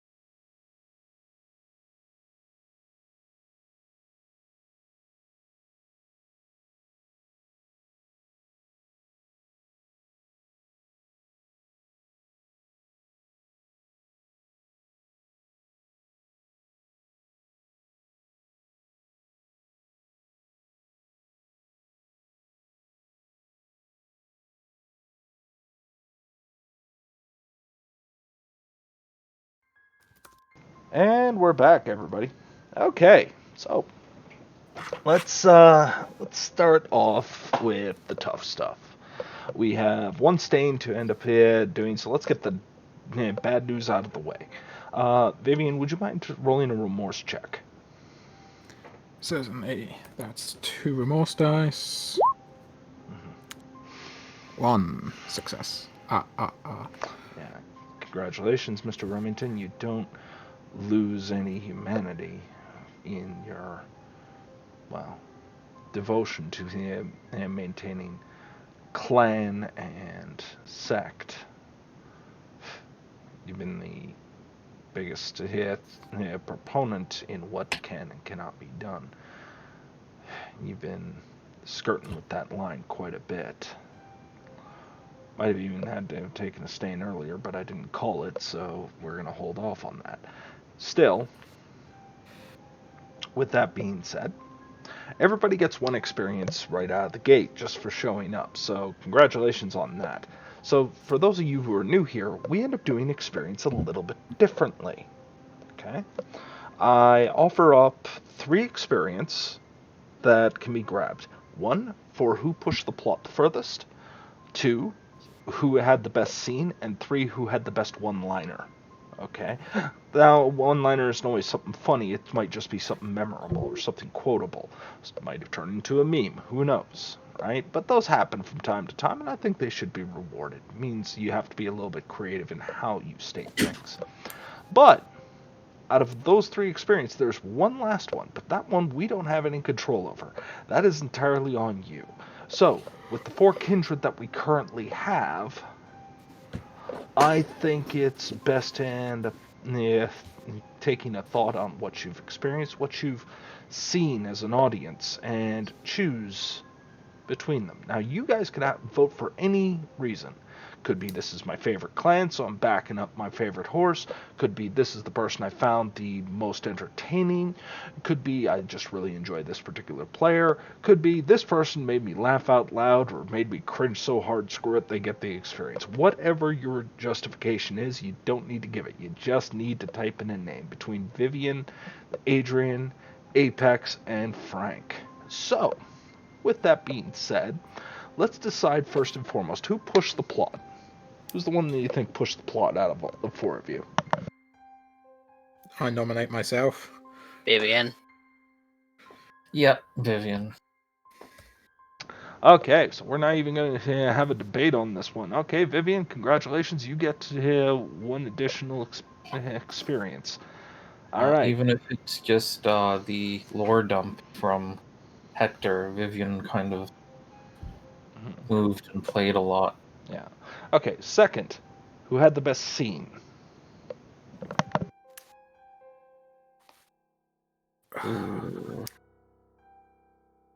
Scene and one-liners are actually kind of tough this week. Sometimes, but it's also on, I think, the way you guys divide up the workload, so. I like the scene with Missy and I. But I'm having a hard time picking Ep6 or Vivian.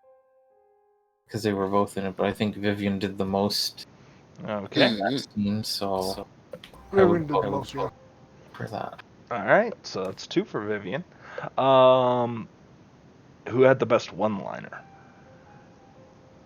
Is there a meeting room or waiting room, or could you just show us to your office? That was pretty good. That was pretty good. Anybody got one to contest?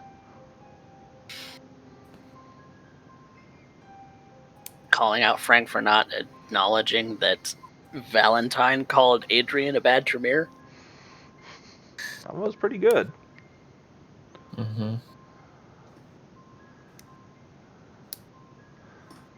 All right, so there's the 2 nominees. What are you guys voting?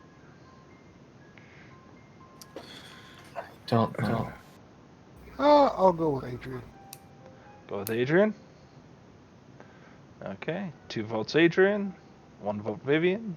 Comes down to you, Frank. You making it a clean sweep or you making it a roll-off? I kind of like that line Adrian did because it's setting up for the talk Frank is going to have with him next All session. right. So Okay. it's going to go to Adrian. All right, Adrian. Congratulations. You broke Vivian's clean sweep. And I don't think we need to wait Hey. long, actually, because it seems like a lot of the votes have been going to Vivian for the audience favor. So congratulations to that, Vivian. You almost ended up managing to do a complete clean sweep on the board today. Well done. So close. So close, but Adrian stole it out from under you, the cursed Tremere. Hey. Hey. Alright, ladies and gentlemen. I'm going to end up getting a drink. We're going to close this out. I'm going to end up putting the stream back up. In about 15 minutes, I'm going to end up starting a workshop. Now, for those of you who haven't been here before, we end up doing Vampire the Masquerade workshops after each stream. So, if you want to end up coming join us for that, fantastic. It's kind of a combination of AMA and topic of the day kind of situation. So, for anybody who wants to end up throwing up a topic or what have you, start discussions, anything that you guys want to talk about, and let me not forget the players. They could also end up bringing up a topic we can actually go into depth for. I'm still working on the whole presentation thing, but hopefully we'll get it right someday. But until then, say goodnight, everybody. Good night, Good everybody. Good night. Good night. Good night.